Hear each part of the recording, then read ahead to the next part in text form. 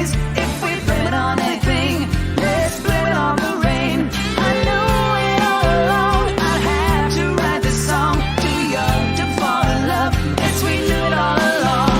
That's alright, that's okay. We were walking through some June, smiling through the pain. That's alright, that's okay. Let's turn the page.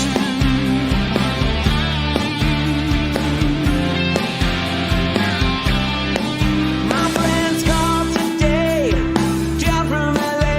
They were shooting pool all night, sleeping out for the day. They said I could crash if I could find my own way. I told them you were leaving on a bus to go away. That's alright, that's okay. We were two kids in love, trying to find a way. That's alright, that's okay. Held our dreams in our hands, let our minds run away. That's alright, now that's okay. We were walking through some June, smiling through the pain. That's alright, let's turn the page. And remember what I say, girl, it goes this way. Girl, don't go away mad. Girl, just go away. Girl, don't go away mad. Girl, just go away. Here we go.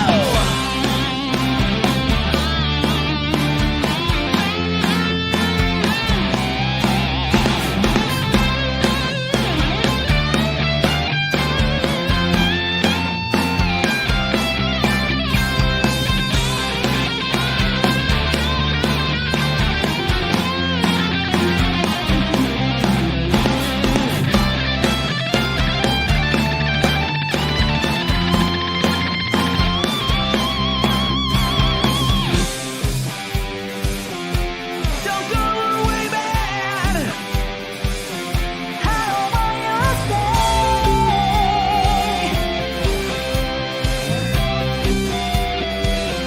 Come on, girl.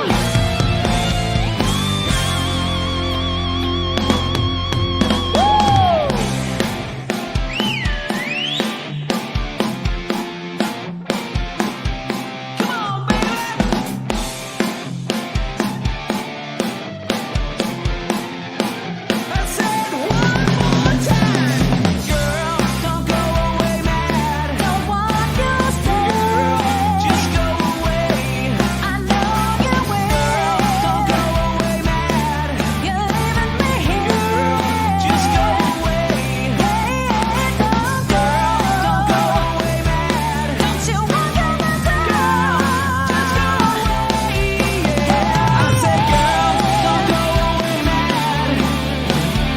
Girl, just go away. I said, girl, don't go away mad. Girl, just go away. Girl, don't go away mad. Just go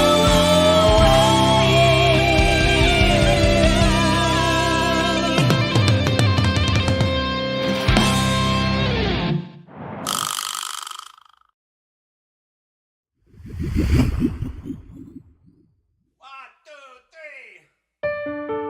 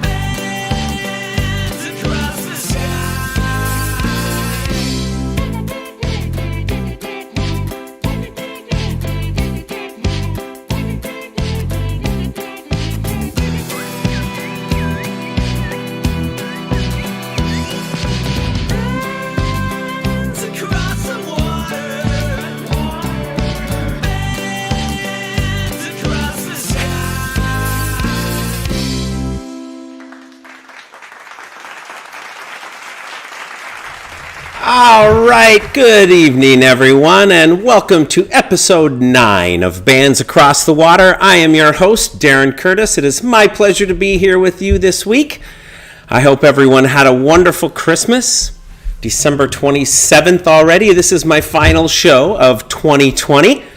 So we will be heading into 2021 next Sunday at 7 p.m. I will announce later who will be on the show, so stay tuned. It's going to be an exciting one. In the meantime, thanks to everyone for tuning in, for hanging out, for sharing, for liking, for subscribing, for donating, for all the wonderful things that you can do to support this stream and any of the live original artists that I have on the show. I appreciate it. Be sure to find their social links every chance you can. My friend Maddie P. was commenting over on Facebook about the Motley Crue song. That was by my pal Brian Knickerbocker of Diecast Romance. He was on the show last week.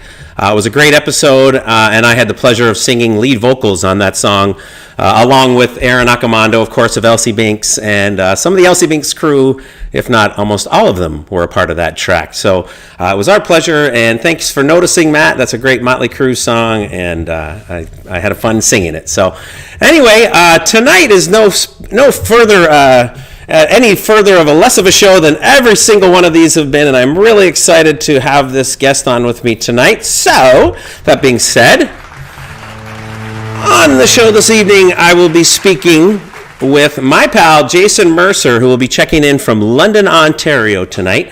Anyone that has been watching the show from the beginning knows that I like to try to go back and forth across the water. I try to get someone from Canada one week and someone from the United States the following week. It's what I've been trying to do. And in fact, I'm going to shout out to my pal James Todd from Abandoned Souls, who walked the plank on the very first show, also from London, Ontario. So that was a very risky move on his behalf, but I knew that I could count on him to deal with all of the issues I knew I was going to have. So, all right. Well, that being said, I look forward to another great show tonight.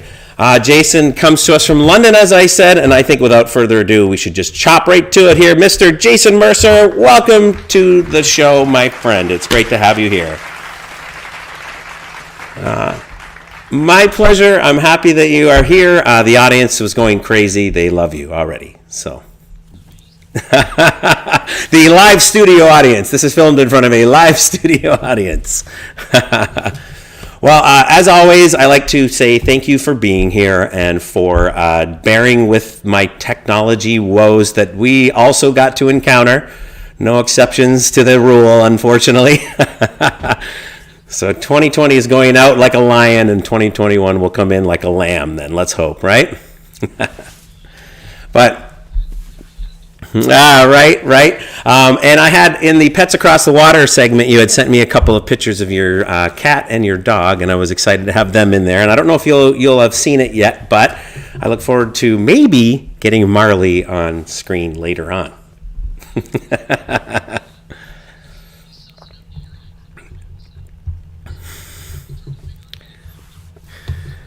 They're telling me we don't have audio for you right now, so give me a second. He's muted. Let me see if it's something I'm doing. Hold on, bear with me, everybody. I'm not sure if it's anything I did. That's not it. Hold on one moment. I'm sure it's something that I did. Let's put it that way. So they can see you, but they can't hear you. So just sit tight. Let me see if I can figure it out. And if I can't, then I guess we will just try something different. Well, now. That probably wasn't it. Interesting. Hold on. Stay with me, everybody. You know what? Maybe I should switch to a video. But hold on. I want to just see if I can get this audio output. Is that it? This might be it. How about now? Can we hear you? I think I might have you. I'm gonna wait till I get a nod and someone says that they have you. But I think you might be there. Go ahead and just try something again. Let's see if they can hear you out there. And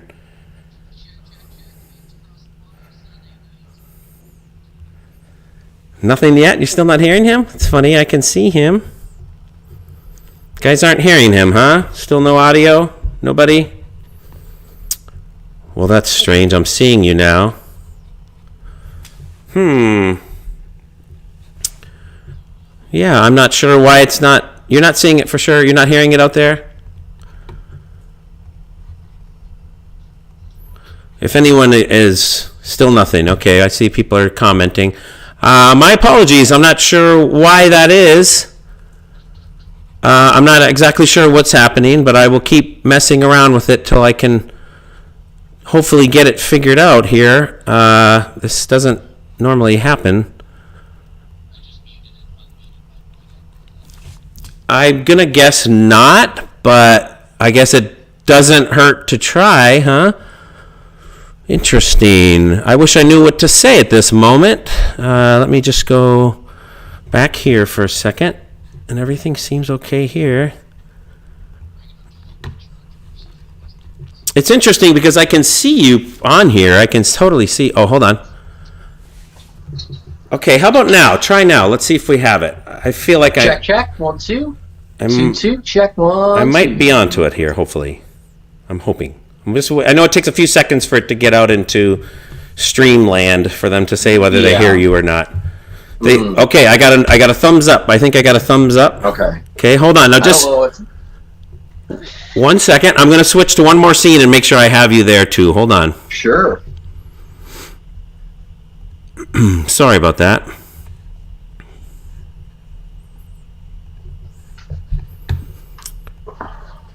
Okay, so as far as I know, I think we are good. Yes, they're saying yes.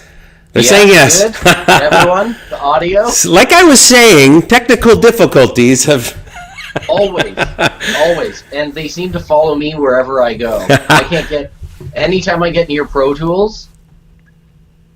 Crash. I promise that was nothing to do with you. It was all at my end, 100%. So what happened was earlier, when we met up earlier, I was trying to use a MacBook laptop to communicate with my PC laptop, and they pretty much took it outside and had a street fight, and neither one of them won, but they both came in really beat up. So, right. So last minute I had to switch over to this other way of doing this, and unfortunately I guess I didn't bring in your audio, just your video. So be it. So everyone can hear me now, though? They are saying they can hear you now. Amazing. All right, and Kevin says I might be a little hot, so I'm going to turn mine down just a little bit. The beauty of not knowing what's happening out there, right? Yeah. Well, I got to say, for especially podcasts, for things that you're doing and similar, people are doing that same thing. It's never consistent unless you leave everything open week to week and don't touch your computer. I have that, it's for me doing podcasts during COVID. It's been like that too. It's just I have no idea how to troubleshoot it. Right. Besides throwing my phone against the wall usually. Yeah, it's definitely a learning curve. It takes a lot of patience and a lot of dedication. So. Yeah, and for me, this only being episode 9, it's still a whole, I'm still encountering things that, are new problems that I had never encountered before. So, totally. For example, in the middle of a stream and my guest audio isn't working. Here, let's have a toast. Let's have a toast to, I'm having some red wine tonight. So cheers. Oh, nice. Happy 2020. Merry Christmas. And cheers. Cheers, everybody. Cheers to everyone who's watching. Thank you for being here. I appreciate it. So I want to talk a little bit about some awesome stuff that's been going on for you lately.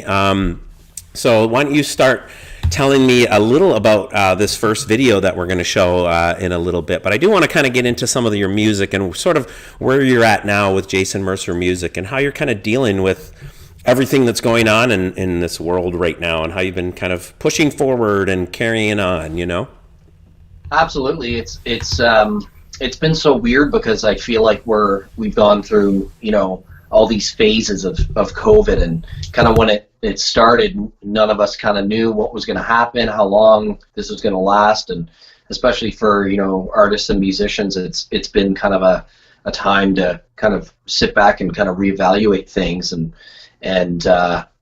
for me, it's I don't want to say it's been beneficial by any means, but sort of for me, the thing that's got to come out of this is, I have a lot more time now I'm kind of a nerd. I like to practice. Practicing a lot of writing, and of course, all these kind of projects that I've taken on during COVID, like, shooting a video or recording a cover song in my living room and then shooting a full-on video for it. And I've sort of, my saving grace has just been, staying creative and consistently just, every day, just, carving out that time to, whether it's practicing or, writing, or even just doing Zoom writes with other musicians. That's sort of been the benefit here, but, of course it's nice to be able to sit across from, your musician friends and write a song together in person or something like that. But I mean, Sure. You just sort of have to take that time that you have and sort of make the best out of it. Right. There's been, a couple weeks where I've kind of, gotten a little bit lazy, and for me, it's more beneficial to just kind of treat it like every day and just carve out that time to be creative and kind of hone your skills even more. Sure. And then it doesn't feel, as lonely and, as depressing as it could potentially be. So for me, that's been great. And deciding to, release my first single as a solo artist during COVID, the first few months I was I couldn't make a decision and couldn't figure out what was sort of the right time. And then I just kind of hit me. There's no right time. Right, that's true. Yeah, you're right. So if not now, I just, my new thing is sort of been, if not now, when? And I've sort of been living that way, even for myself with this idea of doing this video cast. It was one of those things where, if I'm going to do something like this, when am I going to do it? It's got to be now or never, sort of thing. So sure, yeah, exactly, and we sort of have the time to do things like right. Working out the kinks of all this. And I was doing sort of a when we were still basically in lockdown or in the red, I was doing a live stream every Monday, and that was kind of lighting a fire under me, because every week I would start doing a theme. So I would learn 12 or 15 songs per week for whatever theme it was, and kind of get people's feedback. But now I've as a working musician, I've now have all those songs now in my arsenal. So it's for when we go back to playing. So that's been hugely beneficial. But at the same time, it's nice to see. It's nice to be able to see your family or hang out with friends at the same time, and, right. and do it that way. But we're here, and it feels so weird because this kind of all started in March, and here we are in December, going into a new year. And just hoping that everyone's kind of. It's a very hard time. Just hoping everyone's kind of. You just got to figure out, day to day what you can do to kind of keep your sanity, essentially. Yeah, essentially. I think Right. for like yourself and myself included, in our band, LC Binks, it's been a lot of, we've basically I've been writing and recording our fourth record through all of this time, and we kind of feel the same way, that if it wasn't for us sort of being able to stay creative and have that outlet of art.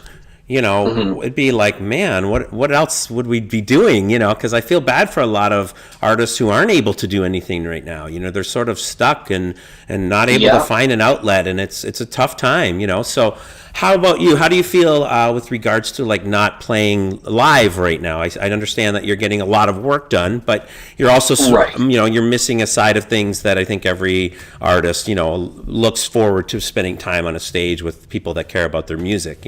So how's that working for you?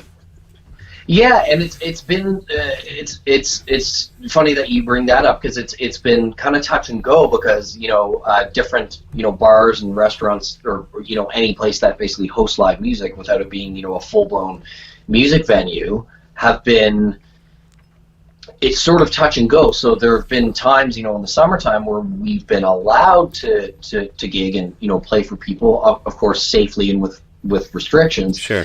And it's so crazy, because for me, usually, going out and playing 4 or 5 nights a week, it's such a different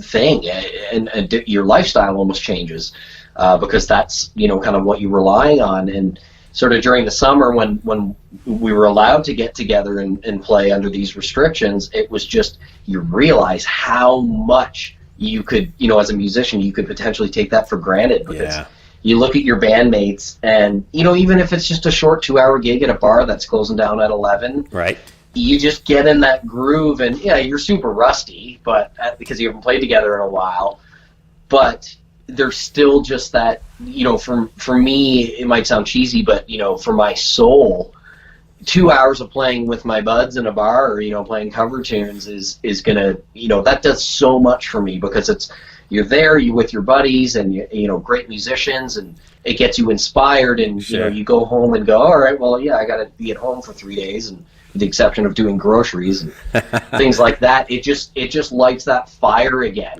I think the energy of being in a live room with, the energy of that you get from the people in the crowd as well. You get that same sort of energy from your bandmates on stage, but that also the energy in a room that, is just cranking out live music, and everybody is having fun, and everybody's sweating, and everybody's into it. Let's hope we get back to those days. But there is something, really to be said as an artist, and looking at that and feeling that energy in that room because of something, even if it is a cover song, because of something that you're creating and you're doing on the stage with your instrument, and it's got everybody feeling that way. There's something to be said about that, Oh, 100%. It's just, I keep saying, it lights that fire. It's just, even playing, if you play a couple hours per week with other people at a gig, during the summer when we weren't sure what was going on, and the restrictions were kind of, in Ontario, where I am, were a bit more relaxed. It's just, I look at that and I'm like, man, I will never, not that I've ever taken what I do for granted, ever, because I'm very thankful every day for that. Right. But it just makes you, you leave that gig or whatever in the summertime, and you think, what, like, this is, if you're doing it all the time, 4 or 5 nights a week, it becomes a little bit routine. But at that point, it's just like, we just played for 2 hours because that's all we're allowed, but I'm just getting into it, like I'm just starting to sweat. I'm just starting, like, I usually feel like about 30 minutes into the first set is like, okay, I feel really good about this, and then it's like someone just pulling the plug on you, and they're like, okay, go home. Right. And you're like, sweet. But I find it's, even then, it's like I haven't gotten enough, so I come home, and even just sitting, and I was saying earlier, I'm kind of nerdy, and the reason because I just love to practice. I just, like that feeling of, love that feeling of just knowing that I'm getting better. Right, yeah. I'm being productive, even if it's just, sitting around playing scales in front of the TV or whatever it is. Yeah. It just makes you a lot more inspired to do that. And like I said before, sort of carving at the time to, even if you're not really feeling it, to force yourself to do that. And then you get into that zone, and you can kind of, I find, for me especially, having some sort of routine, especially right now, is, it doesn't even matter if I'm necessarily being creative, just sort of having that routine helps. But it's it's definitely one of those things. After we're out of this, I don't think any live player or musician will take for granted, because it's something that's been sort of taken away from us now. Yeah, absolutely. Don't know what you got till it's gone, sort of a thing, huh? Yeah, totally. Yeah. Right? Or you just get so used to the load in, get your stuff set up, play, leave, do the same thing the next night, and it becomes your routine. But when you don't have it, you're like, man. Right. So over on Twitch is Dad's Mad. That is Kevin. He's our producer, engineer for LC Banks. He's the studio guy. He's the everything guy over there. He says he misses the live shows. So he's also, our live engineer as well. So again, which is great because he knows all the studio effects. He knows everything all the delays, everything is there when it needs to be in the live show. And also my pal Jeremy Andari, who is checking in on Facebook. He also misses playing live. He's the drummer in a band called Reckless Revival out of Michigan. They just released their first single. Talk is Cheap, it's called. And I had the fortunate time of helping Jeremy sort of mentoring him, I guess. I've been coaching Jeremy and working on getting him in the studio with some good solid drum parts ready to go, and he's been coming in and crushing it. So we actually have a session booked. I want to say it's the third or the second, I forget, where we're going to get him, and they're recording a full-length album, and we're down to the last 2 songs, so it's been going really well.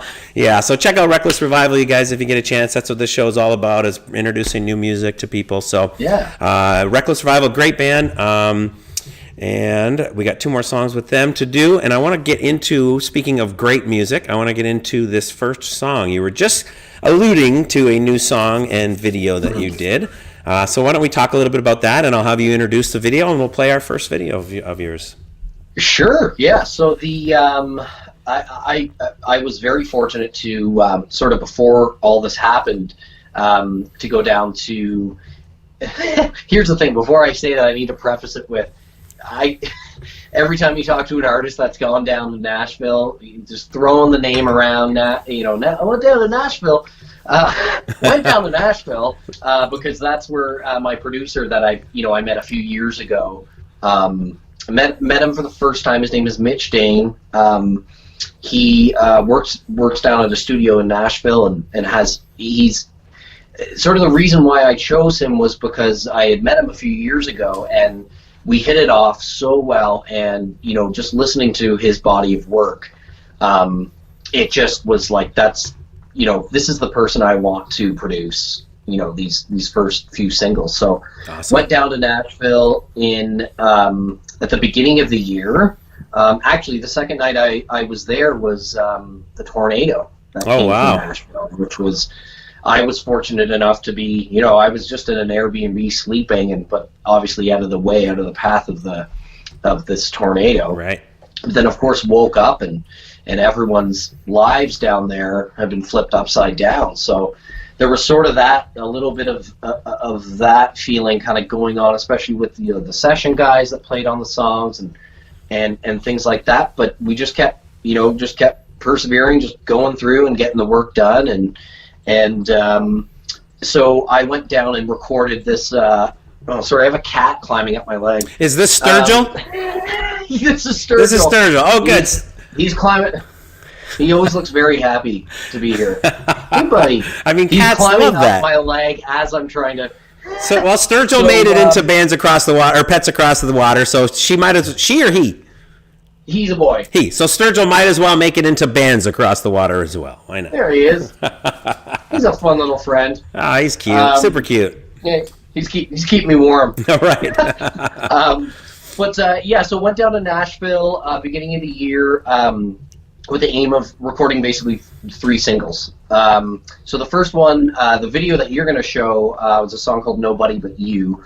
And, of course, I was talking about earlier sort of our COVID restrictions being a little bit more relaxed in the summertime. So got sort of the gang together, got the band together. Of course, we had a few extras and sort of guest stars, if you will, right, on the video. And I feel like you should plug. I feel like you should plug everyone who was in there. Get their names out there. Oh, I'd love to. I like putting people on the spot like that. Oh, absolutely. So my band guys in the video on keyboards, my buddy Scott Wilkinson, who actually also plays with Eric Etheridge, who's been very successful over the past few years, putting out singles and sort of moving to Nashville and doing that thing. And my drummer Ryan Kriz, who I've been playing with, we met at university actually, and we've been playing together now for it's a decade at least. We always laugh about it because time flies so fast. And, You're telling me, brother. You're telling me. But we've been playing together forever, so anytime there's, especially with the original stuff, he just gets it, and he's one of those guys that you play the song for him once, even a demo, he's got a part down, he's got the harmonies down, he's heard the song once, the chorus once, and he's singing harmonies. Great, awesome. Which is, I love musicians like that. There's just, it almost seems just seamless and effortless with guys like that. That's great. And then on bass, we had my buddy Josh Torrance, who I used to play in a band called Them Dang Rattlers with. It was a country rock band. Ah, yes. So that's a fun name. And you know what's funny? Because Everyone says that about that name. That is fun. Them Dang Rattlers. Funny name. Them Dang Rattlers, yeah. So, and then, of course, actually, a former guitar student of mine, his name's Wyatt. He is the kind of the sound guy in the video, which, when people watch the video, they'll kind of get the premise. And then my good friend Allie Berry was sort of the love interest, female lead. Nice. She was awesome. I actually know her from, playing in clubs, and she worked at one of the places that I played, and just getting to know her. And I asked her probably about more than a year ago, will you be in the first video? I really want you to be the girl. And she's like, yeah, of course. So she she stepped in and just absolutely killed it. And I had been working with my videographer who did this video, who also did the Springsteen cover video that we're going to play for people. Yeah.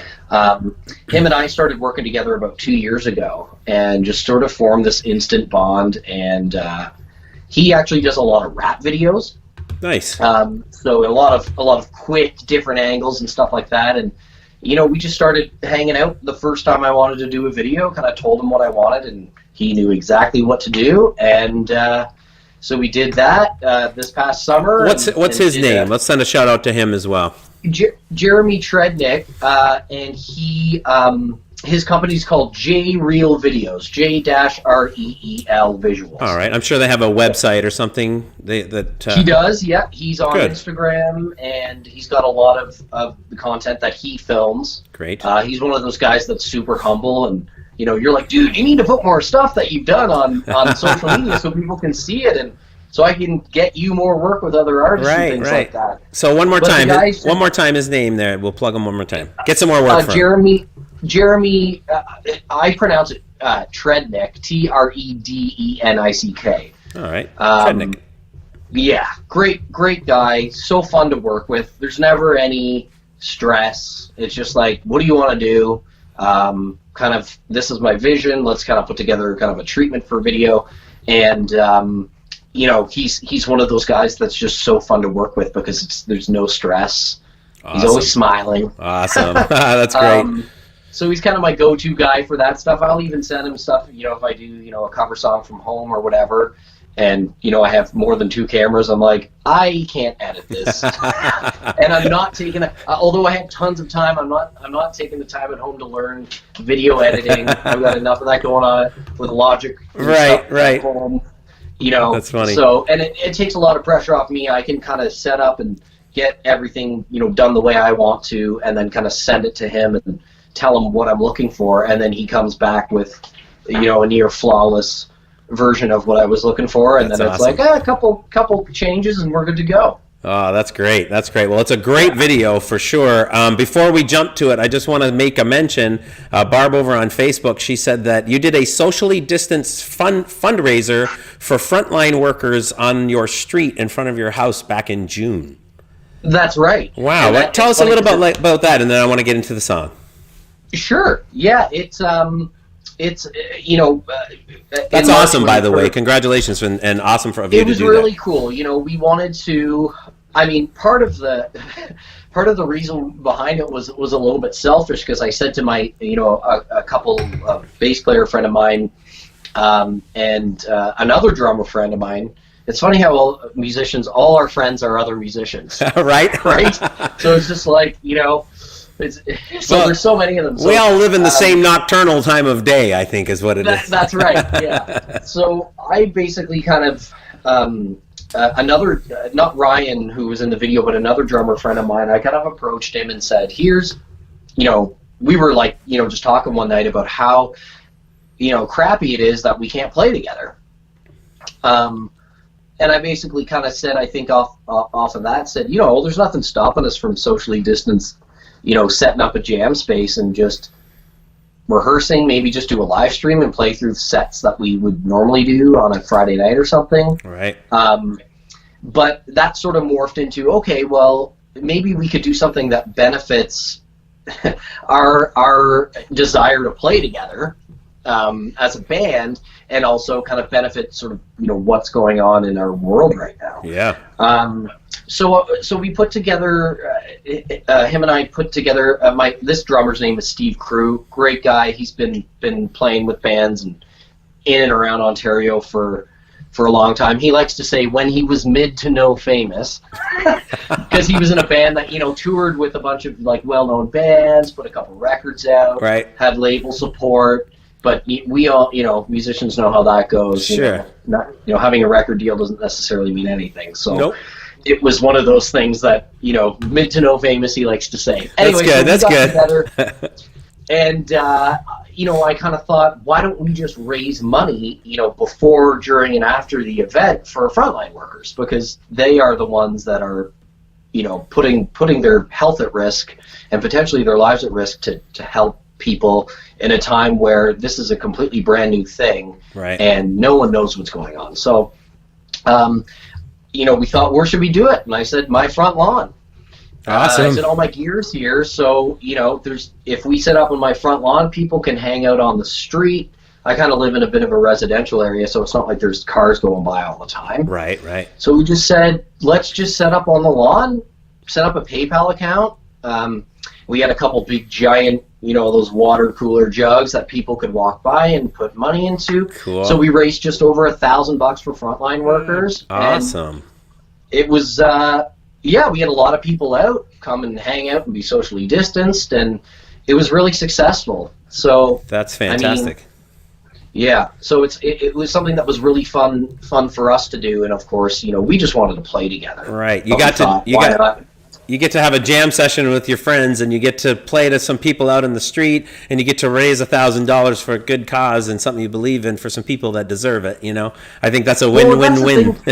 Exactly, and that's the thing too. Is it's really so easy once you kind of get. I set up a PayPal link.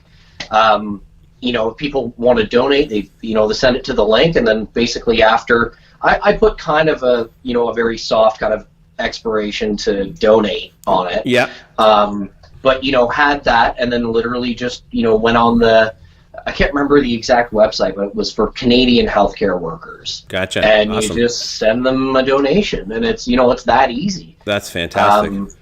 So it was definitely a very beneficial thing to do, and of course I think probably $1,000 especially during this time goes a far way. Yeah. In terms of medical supplies.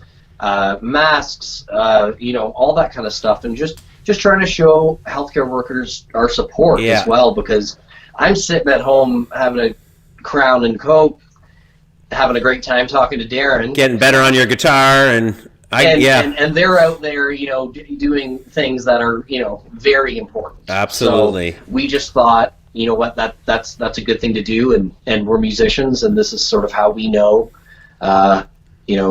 To raise money. It's all we know, yeah, right. Well, I think that, the money goes a long way, but in a nutshell, probably more than anything, the knowledge of knowing that there's people out there that are thinking about them and that care about them and that understand where they're at right now is probably gold to them, right? It's worth $1 million to them at that point, Absolutely. You literally went out of your way to do something special for them when you didn't really have to. You could have just had a jam, in your garage and stayed 6 feet apart and, to take the initiative to raise some money along the way is is a fantastic idea. So. And that was the easy part. Really, the most intensive part for myself was getting the word out there and trying to get we knew we would have probably about 50 people out, trying to be responsible. Of course, sure. I could tell people this concert was extremely social distance. You could stand on the end of the street 15 houses down if you wanted to. Yeah. So we wanted to make sure we had the space, and that was good. Everyone was responsible. It was great. Really, just the hard part was just kind of getting it out there. And of course, I basically just popped into a variety store, photocopied a ton of flyers, and just went door to door and around my neighborhood and on the outskirts of my neighborhood, and just put tons of letters in mailboxes. For you. Hoping, if you can't come, you can donate $1, you can donate 50 cents, you can donate 5 cents, whatever. It doesn't matter. We're just trying to help. Well, and sometimes too, I have experience with having fundraisers in neighborhood settings, and sometimes the best thing you can do is invite your neighbors, because as soon as they know what's going on and as soon as they realize it's something that's, raising money for a good cause, then all of a sudden it's like, oh, well, I don't mind the loud music for a little while right now, or because that can be offensive to people, so that is definitely, in my experience, a great way to guarantee it's going to happen, and as well as to get their support and not the police called, So Jeremy over on Twitch is saying $1,000 is so awesome, dude. For our frontliners, anything helps, he says. So he's absolutely right. So. Absolutely. Any amount is going to help. I actually kind of thought before we did this, I was kind of like, just to be realistic, so it wasn't like, oh, we only raised $400, I'm so let down, Right. Having realistic expectations was important. And short of being able to advertise everywhere. Sure. And keeping in mind that, okay, what if 1,000 people show up? That's not going to be any good, especially during a pandemic. So I think we kind of did it in a way that was kind of perfect for everyone. We had neighbors just, come off the porch and flip out some chairs. Nice. Some camping chairs, and just hang out, and they're on their property, maybe have a beer or whatever, and just, I think we played 2 sets, took a little break in between, and we had people coming from, they could probably hear it, but, people coming from, the surrounding streets around us and coming by and seeing what we were doing, because I kind of made it obvious with some signage and stuff, so people weren't just like, what are they doing? Right. Are they What's going on? Yeah, and just people that would come by, see what we're doing, and, I had a couple people stop me and say, I had no idea this was going on. I was walking down, Warncliffe Road or whatever. Yeah. I heard the music, it attracted us, and, he drops $50 into the thing. Which for us, it's like, that's so cool. Total random, complete random. Guy says, you know what, my mom is a nurse, and she's super stressed out about going to work, and, thank you. And that's going back to them. So, I mean, when things like that happen, it just makes you, without being a cliche, it's like, this is worth it. We're doing something cool. We're not saving the world, but, we're putting on a show and, have fun. Lauren Dana over on Facebook. Lauren Dana, she says, good for you guys. I'm not sure if you know who Lauren Dana is, but good for you guys, she says. Awesome. Did any of your neighbors learn that day that you were a musician? A lot. It's funny that you say that, because a bunch of them after were like, came up to me, and I put, in the kind of letters I dropped off to all my neighbors, obviously said where the concert was happening and whatever. But I had a couple people say to me, "You're the guitar player in the neighborhood." Of course, I'm not cranking my amp at 11:30 at night, but I mean, in the afternoon, the windows are open. And I like to practice, and I like to practice loud sometimes. So, they're just like, "You're the guitar player." I'm like, "You know what? I'm so sorry. I'm loud sometimes. I apologize." And they're like, "No, I some people are like, I enjoy just sitting, listening to, people practice, or there's a drummer on my street, you can hear him." And I'm like, "Yeah, he's got that, But I'm like, you like listening to the same riff I've been practicing? I've been working on that scale for the right." Yeah, exactly.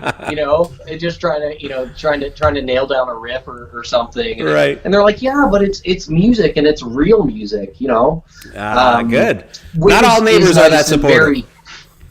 Yeah, and it's nice of them to be very understanding about that. Thing. I mean, I could sit here and just practice with my headphones, but that's not as fun. It's not the same. Yeah. You can't quite have the neighbors involved that way. Exactly. Yeah. Well, but, that's great. It was all good. Everyone was. I got not that I would get complaints, but noise, and Sure. Some people don't like that. And I just had, or we as a band just had. Such a great response, which was really cool, and awesome. It was a lot less stressful than I thought it would be, in terms of sort of the crowd and potentially cops showing up. But I did all my research before, made sure I wasn't breaking any laws. Good. Because that's no fun, Right. Play 3 songs and get shut down.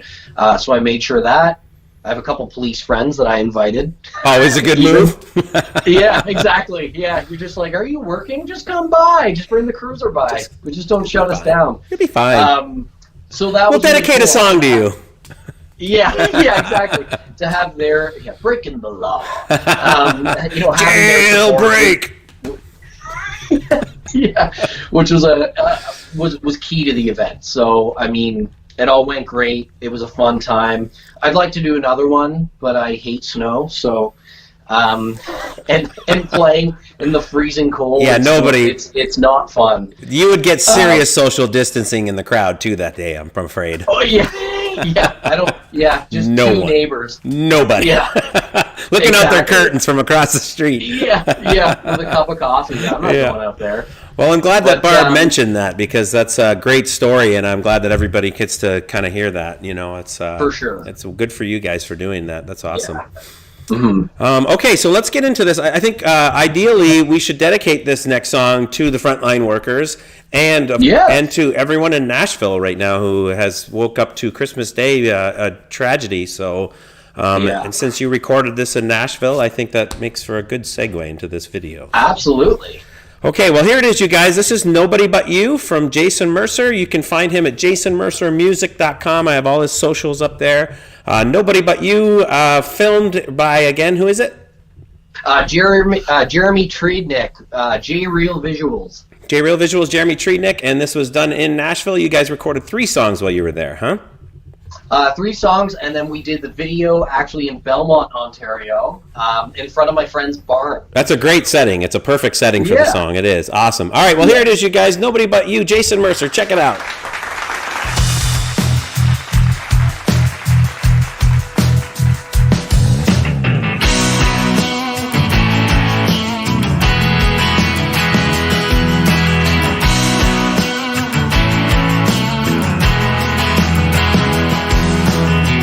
Can't believe your daddy approves.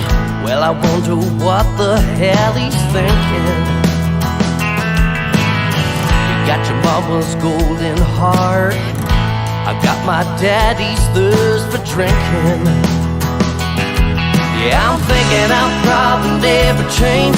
Thank God you love me just the same. 'Cause nobody loves a bad boy, nobody but you.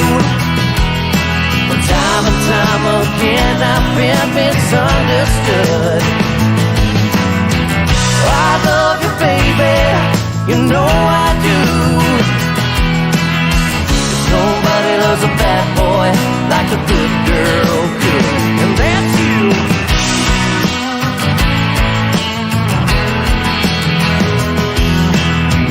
Torn jeans and dirty boots, they don't notice me till they see you. And I can't seem to figure out why on earth you're still around. Yeah, I wonder when I think it through why you love me like you do. 'Cause nobody loves a bad boy, nobody but you. Well, time and time again I've been misunderstood. I love you, baby, you know I do. 'Cause nobody loves a bad boy like a good girl could. And that's you.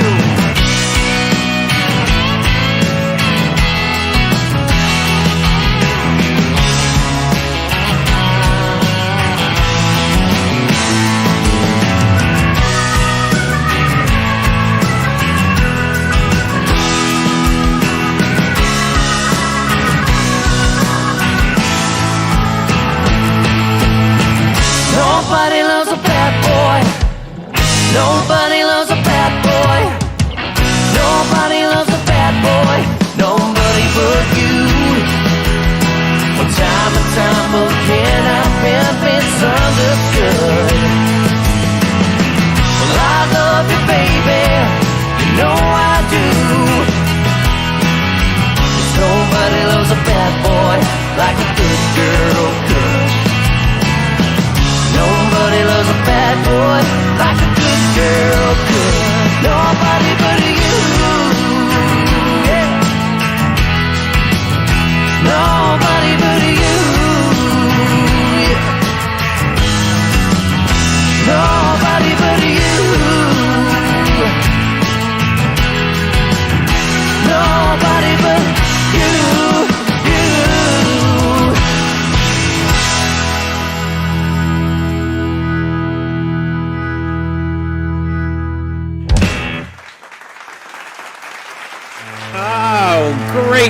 Great song. Nobody But You from Jason Mercer. That's a great one. Shout out to my buddy, Mr. Aaron Benset over on YouTube. Hello, buddy.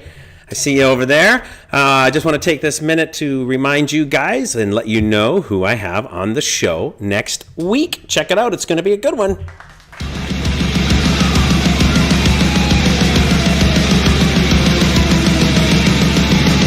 Hey, you sitting in the corner, take 2 minutes, is this what you want to project to the populace? 'Cause that ain't us, so walk away. Hey, I don't need to be so angry.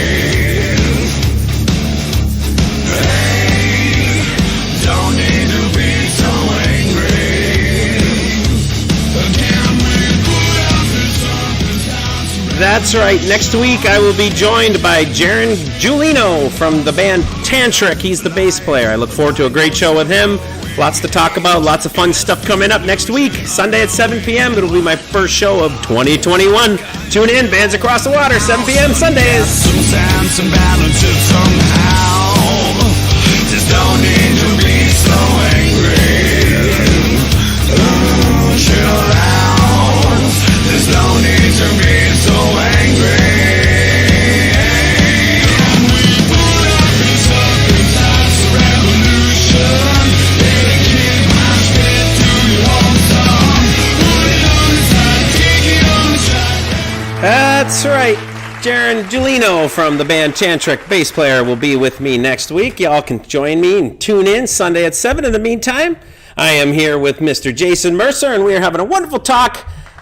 Jason, welcome back to the show, my friend. It's great to have you here. Yeah, it's great. It's a fun little Sunday night. Right? Looks your background's very cozy. I like that. It is cozy. I had the choice between this or the Christmas tree, so I thought I would go with the. And there's an old guy up there too. I'm not sure who he is, but Oh, nice. whoever that guy is. A philosopher of some kind. Yeah, probably. He's enjoying the show as well. Yeah, that's right. So lots of comments.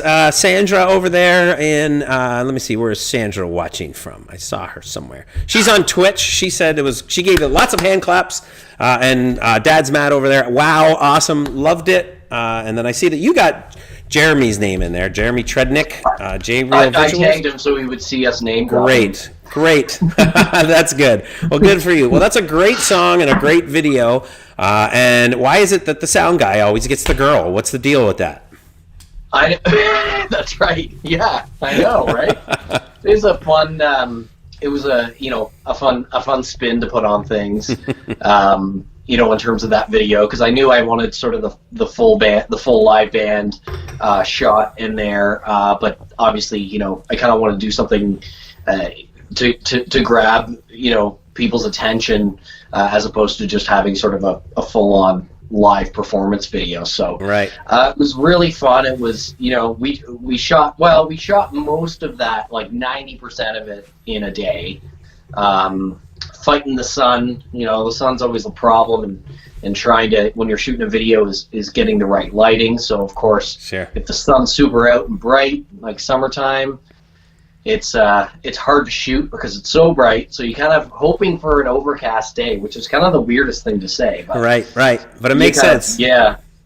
So we're kind of fighting the sun on that one, but we got it done, and then Jeremy and I kind of went back and just did a couple small, little scenes with just me. So it was so fun, like doing stuff like that for me. Like I just love. I know there's a ton of work that goes into it and organizing all that, but for me, when I sit down now and kind of watch the video, it's like it's just so fun. It's something that you imagined coming to fruition, and then it happens, right, and you're like, that's really cool, Right. I did that, or I, with a lot of help, sure, I did that, and it's really cool. So I'm, something I'm super proud of, and just such a fun time, just, hanging out with friends and doing something creative. Making a music and video. just kind of goofing off, Right, just being ourselves and not taking it too seriously, serious enough to get it done, but, not as serious, just to have, fun and just kind of let loose. Right. Kevin over on Twitch, he says it's because sound guys rule. I guess sound guys rule. He's a little partial. I agree with that. The sound guy's the guy that it's not fake politeness. I always tell bands I've been in, it's just like, we're going to a new place, it's a new sound guy, don't piss him off. Right. He needs to be your best friend. He will make you sound the way he wants. Right, yeah. We're leaving it in his hands. He needs to be our friend. Exactly. That's good. Well, it is a great video, and the song is awesome. It sounds great. What's the plans for the other 2 songs that you recorded while you were there? Right. So I've sort of, after going through the process of releasing that and deciding that would be the first single, I'm sort of at the point now, because I did sort of a radio campaign with that song, with a radio tracker. So that campaign is sort of ended, but it's still great to my radio tracker still sends me reports, which is really cool. Great to see that the song is still going, which is awesome. So I'm sort of in the process now of, I know what song it's going to be, I'm just trying to figure out, again, it's the whole process over again. Sure. My friend and songwriting partner, Jay Allen, who I need to mention him, because Jay has not only been a great songwriting partner, but he's also kind of stepped in as a songwriting mentor to me. And when we met, we just hit it off the moment we met, and we have a lot of fun. And most of the songs that I've written in the past 2 or 3 years have been with him. Oh, I see. So I take his advice very seriously and with a lot of weight to it, because he's helped me write these songs and shape them. And so, I kind of went back to him and kind of, out of the 3 songs, kind of decided, this is probably a good, the next song to go to, which isn't out yet. It's not online or anything. Sure. So I'm sort of back at where I was a bunch of months ago, kind of figuring out, when is this going to come out? Am I going to do a video for it? Is it going to go to radio, or am I just going to release it, as a digital release? Right. It's one of those things. Every day I have different opinions about it, and I kind of is this sit with it. And would you say this is? Sorry, go ahead. I was just going to say, I just have to remind myself, like, there is no good time. Right. And the hesitant, I was hesitant with the first single to release it, because I was thinking, am I going to release the song during a global pandemic? Right. But as we've seen, it's been so long that I don't think that really matters anymore. Actually, maybe it even matters more, because people, especially for me, an artist that I really love, during this time, it's like, if they're releasing something else and I see, they're doing a pre-release or something like that, it's like, that gets me excited. I want to, grab onto that. And there's no rhyme or reason to, or a proper way to release. Well, and these are unprecedented times too, so it's really hard to say that this is the formula for a situation like this should go this way. It's hard to say. You really don't know in these times what the right thing. So I agree with you. I think that no time like now. So I think you made the right choice, to be honest with you, because sometimes you can sit with those songs for too long, and then they almost lose your interest, where you kind of like, it's not so relevant to me anymore, and it doesn't mean as much to me anymore. And do I really want to try to portray that to the public, that it matters to me now, is difficult, because they can see through you, right? The people see through, totally. So you have to be your authentic self, and I think releasing it when you did was the perfect time for sure. Yeah, it was one of those things too, where it was just, I had made up my mind, and I'm one of those people that, with decision making, I kind of go back and forth. So over the past few years, I've kind of just self-talk philosophy. It's just make a decision, follow through with it. Right. So make a plan, sit down, pick a date. for me, it was a little rushed because I didn't want to release after November 1st because it's when all the Christmas music comes out. Right. And I knew I'd be competing with this artist has this new Christmas song coming out, and just the Christmas songs that every radio station plays every year ad nauseum. Yeah, right. So it's, so that was sort of, a big factor to me too, kind of talking. I was speaking with my radio tracker, and I already kind of knew that, but he kind of stressed, it's not the biggest of deals, but if you're looking at mid-November, I would just wait till January. And when he said that, I was like, nope, I'm not, it's now or never. Right, so that's sort of, I made the decision to say, okay, I'm doing it now.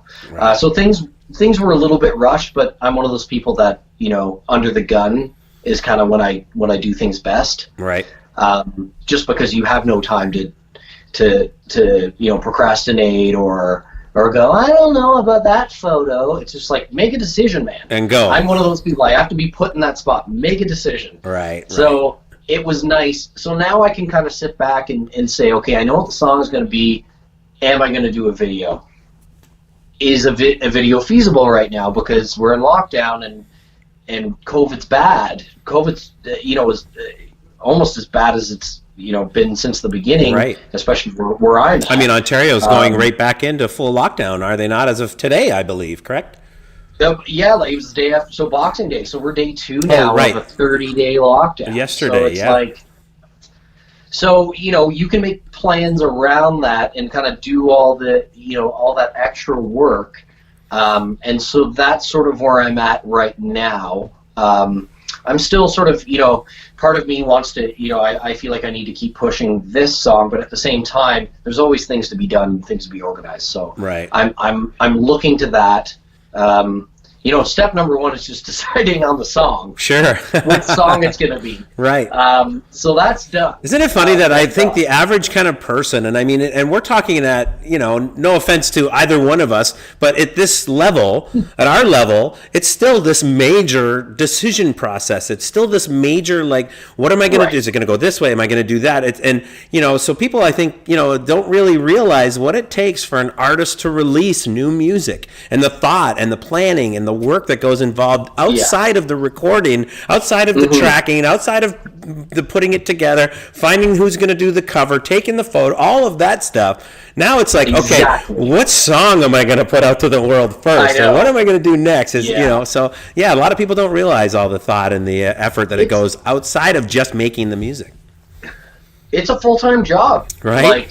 Like, especially you get all that done, which is a ton of work. And then you put the song out, and like my buddy who I wrote Nobody But You with was saying, he was just like, that's when he's, done the national thing, has been an artist for a while, had a deal, I can't remember with who, but he can give me all this advice because he's been through it all. Right. And he was kind of the one that was like, there's no time like the present, just do it, just release it. But he was the one that gave me the advice. He's like, once you've done all that hard work and you release the song, that's when the work starts. All right. It's like, I just spent 3 months of my life, 40, 50 hours a week, It's true. Finding the photographer or the illustrator, whoever, whatever you're doing as artwork. Right. People think, you just hire a photographer, get your picture taken a couple times, decide on the cover. It's Done not, deal. It's not that at all. No, it's not. But it ties right in with the, it's all part of, it's what we have to do, and we love to do it. It's all ties in with the whole part of, being an artist and releasing your own music and all the making the videos. It's a necessary evil, but it's also really fun to do that stuff. And but it's a process. It takes time to get there. It's definitely a lot of people just think, oh yeah, you get to be in a video and be the star of this video. And you're like, yeah, but I also, with the director or whoever, if there's a team you're working with, come up with a treatment, decide where to do it, who's going to light it. Is the videographer going to do the lighting? Probably not. Let's figure that out. For me, I enjoy that because things like photography, videography. That's another sort of avenue that I'm very interested in. Like I wouldn't ever offer my services as a photographer per se, but for me, going outside for an hour a day with my sweet DSLR camera and just experimenting with things like that, I like that stuff. Yeah, for sure. And I'm not a pro by any means, but I really enjoy that. So if I can kind of get in on that process and learn more about that, that's really cool. Right. So I want to work with people that are going to sort of add to that sort of experience. But at the same time, it's like, okay, I've interviewed 6 photographers and gone through all their work, and I like it all, but it's all very different. Like, who do right. Again, make a decision. Choose one. At the end of the day, it's like, all right, you have enough information, make the decision. Right. But I mean, with any art, whether it's visual art or music or whatever, it's a process. It's not just you do it and it's done. It's you got to sort of have that very patient personality. It's like writing a song. And then getting it out to the world is a whole other thing. Getting the whole marketing side. Business person. Yeah, it's a whole other thing. Absolutely. So. Okay, so I'd like to get into this next song. This is a live version of is this an original song that we're going to play next? This next video? So this is Driving Rain, right? Yeah. So this is actually. I'll try to keep the story short. Take all the time you need, my friend. I ramble. This is your show. Yeah. So my friend Jay Allen, who I mentioned earlier, my songwriting partner, he actually this was a couple years ago. I had actually had I'm very young for back surgery, but I had back surgery, and 2 months laying on your ass recovering essentially. Not really getting to do a lot, being very uninspired because you feel very not, you're not doing anything really. You're just, and for me, I'm home alone in my house for like an hour, and I'm like, I gotta go do something. Or do something productive. Right. So I essentially just, one day during that sort of recovery process, kind of woke up, checked my email, and my buddy Jay had sent me this song called Driving Rain, with sort of a rough kind of lyric chart and just a very rough iPhone demo, whatever. Mm-hmm. And he was like, "Buddy, this has your name written all over it. This is." He essentially had kind of sat down and just. A lot of songwriters talk about,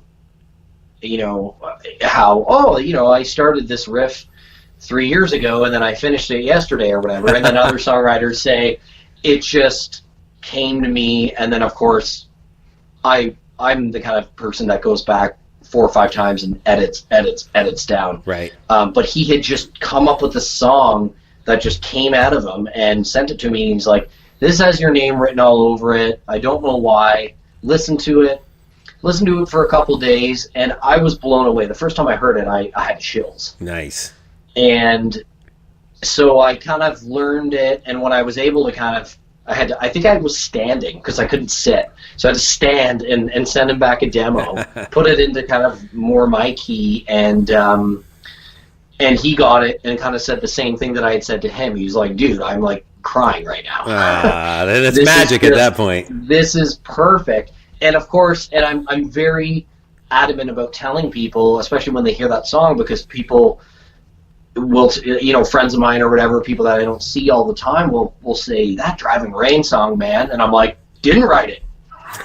Like, as much as I would love, but even my buddy Jay's like, "Yeah, I wrote it, but like, it's when you sing it, it's you." Right. You turned it into your own. Yeah. Yeah. And I kind of get where he was coming from saying "This is you," because I'm a big ballad guy. I love just a very kind of moving, melody where the emphasis is on melody, and so I couldn't believe that he had basically gifted me the song. Yeah. I was like, I can't take this song. So I'm very, I like to tell people that I didn't write the song. He wrote it. I'm just sort of the vehicle for it. Right. But again, my buddy Jeremy and I just set up, did a couple angles. What you see in the video is the actual recording. Awesome. I just set up a condenser, and for a couple hours, just kind of got, the right, no compressor, no outboard gear, no nothing. Just set up the microphone, obviously threw some reverb on there after, just to kind of make it more of a, something people that I could potentially put online or whatever. So kind of what you see in the video is the from front to back performance. The editing is just sort of the camera angles. Awesome. And wasn't sure how great it sounded or how good it would look until I sort of got all the edits back from Jeremy, and I went, this is cool. Right. Yeah, and it's just one of those songs that's just, at the time that he wrote it and sent it to me, lyrically was exactly what I was going through, and he knew I was kind of down just, in terms of having surgery and being laid up and not being able to do anything and kind of going through some relationship woes, as it were. Right. And he just nailed it. Awesome. Well, here it is. Let's check this out. This is Driving Rain. Who is the official songwriter then of this? Again, let's have Is Jay Allen, my friend Jay Allen, my songwriting partner. Awesome. Yeah. Well, this is a great version, and I love that it's literally just you with an acoustic guitar and a vocal mic, and it's all in one room, and it's fantastic. Yeah. My boy Kevin will appreciate this. I know he will. Nice. All right, let's check it out. Here it is, Driving Rain live from Jason Mercer. Check this out, you guys.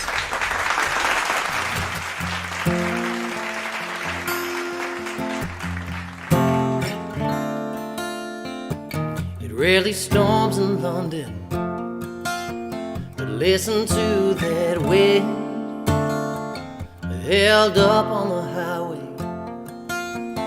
There's trouble ahead. Well, I'm in the driver's seat, man, it's really coming down, but I don't have time to wait for it. Break in the clouds. Put one foot down in front of the other. Gotta make up some time. People pointing, people talking, people saying that boy done lost his mind. 'Cause I still hear your voice, and I still see your face. I'm not crazy for walking in the driving rain.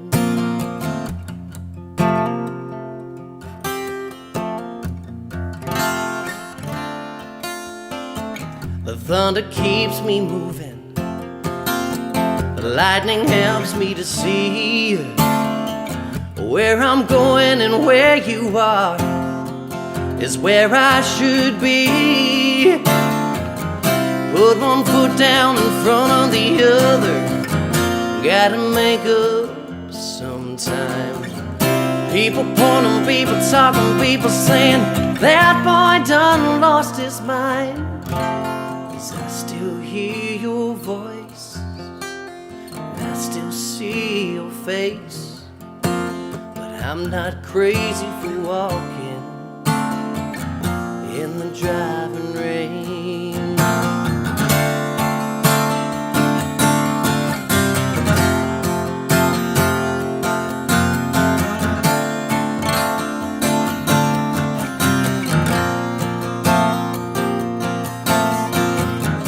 Cars go passing by me now.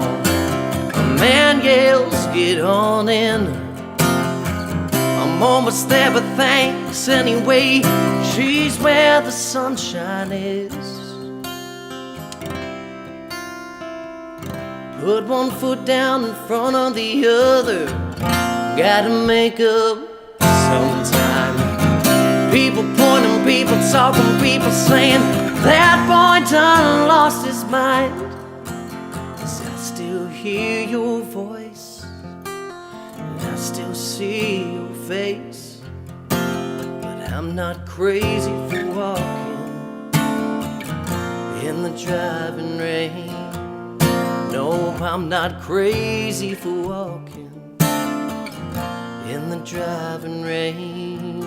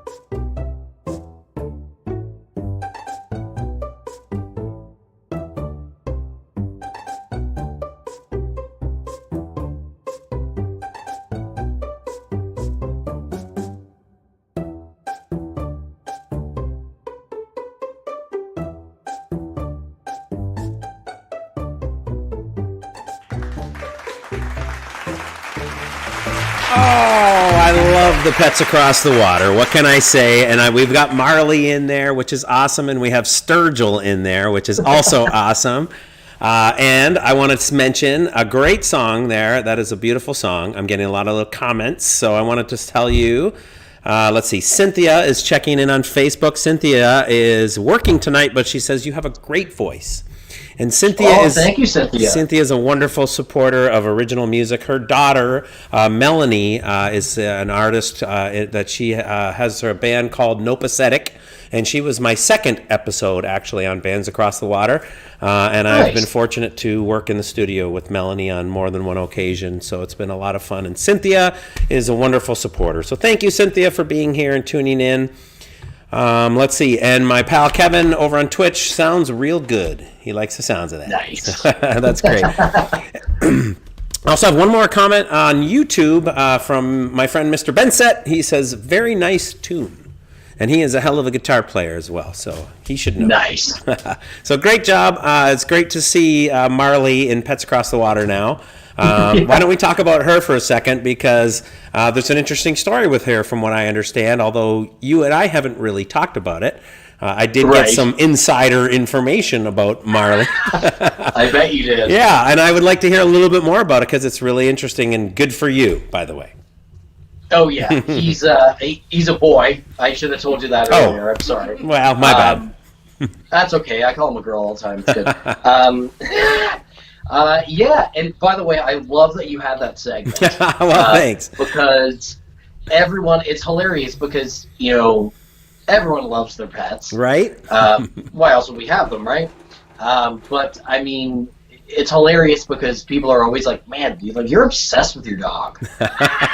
And I'm like, but, kind of bringing it back to, and I'm sure this will kind of resound with a lot of people, is kind of bringing it back to the whole COVID thing and the fact that we can't really necessarily see our very good friends and hang out 2 feet apart or whatever. Right.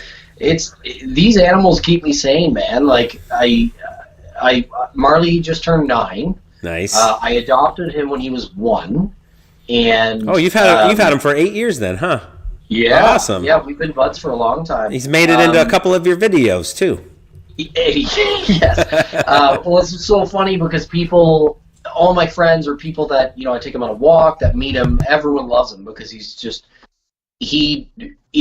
people say, oh, is he good with other dogs or good with cats? I'm like, he doesn't care about other animals. He just wants the human love. So essentially, he sort of, I found him, he was up for adoption, but he had just had his left front paw amputated, whole leg and shoulder blade, everything. It's just, if you pet him on that side, it's just flat. So he's a Great Pyrenees, and usually male Great Pyrenees are like 140, 150 pounds, even heavier. I've seen 200-pounders, like a Newfoundland dog. He's a little bit on the smaller side, but of course he's doing all the extra work to hop around. But I've been a big dog guy my entire life, and I remember finding him on this adoption agency online and saw that he had his left front paw amputated. I was like, poor guy, but the bigger part of me was like, I've always wanted a Great Pyrenees, and he's got 3 legs. That's like crazy. So I went to visit him, and he was very shy at first, but we had about 3 or 4 visits before we made it official, which sort of the foster family that he was staying with really wanted to make sure he went to a good home, which is, great. I would have done the same thing. Yeah, special needs, and he was only 1, and he was a farm dog. He had never been inside before, and, without going into all the, whoever his owner was, I don't know. Obviously, they're not going to give me that information, but he was hit by a vehicle, either by his owner or someone, and essentially his owner just wanted him put down.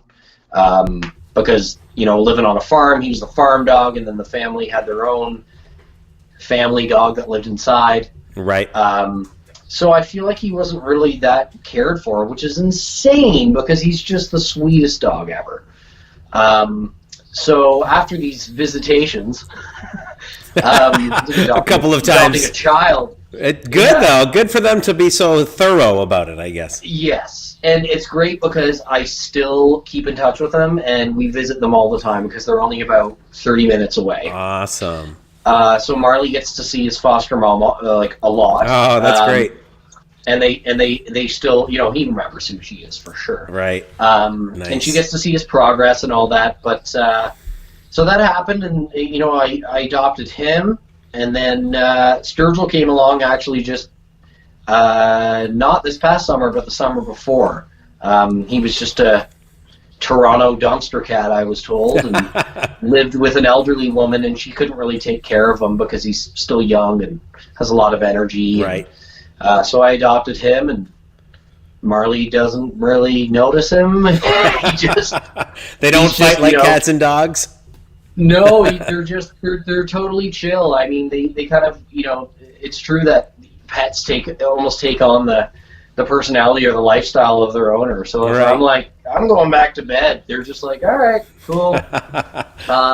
And they get along, and they're hilarious together, and so it's a good time. But I mean, just what I was saying before, this whole COVID thing is like, especially for a lot of people, I mean, you hear about therapy animals. Yeah. And people are always asking me, oh, you're so obsessed with your dog. I'm like, he's not that he's a certified therapy animal, but he's my therapy animal. For sure. I get to, I'm not coming home from gigs at 3 a.m. anymore and just playing with him, taking him for a walk, do whatever. I'm home most of the time, and so he's super stoked about that. Right, they love that, right? Yeah. No idea what's going on in the outside world, just like, you're home still. Right. So I have a cat named Nikki. You'll see her in the Pets Across the Water segment as well. Nice. And I've had her for, it's going over 10 years now that I've had her. Wow. And she's an international kitty, actually. She's gone international. So stamped her passport a few times. Yeah. So I actually, I lived in Windsor at the time when I first adopted her, and she was a rescue as well. From a litter, if I'm not mistaken, of many cats, and she was sort of one of the last couple to sort of make it. And I actually rescued her from a shelter in London, Ontario, of all things. So I was still living in Windsor. I drove, up to London and, fell in love with her and adopted her. She's sort of when they advertised her as this tall, blonde, blue-eyed Nicole Kidman up for adoption. Yeah. So I was like, that's interesting. And then I met her. Yeah. And she's a flame point Siamese, and she has the prettiest, bluest eyes, and she's got this blonde fur, So I stuck with the Nicole, and I called her Nikki.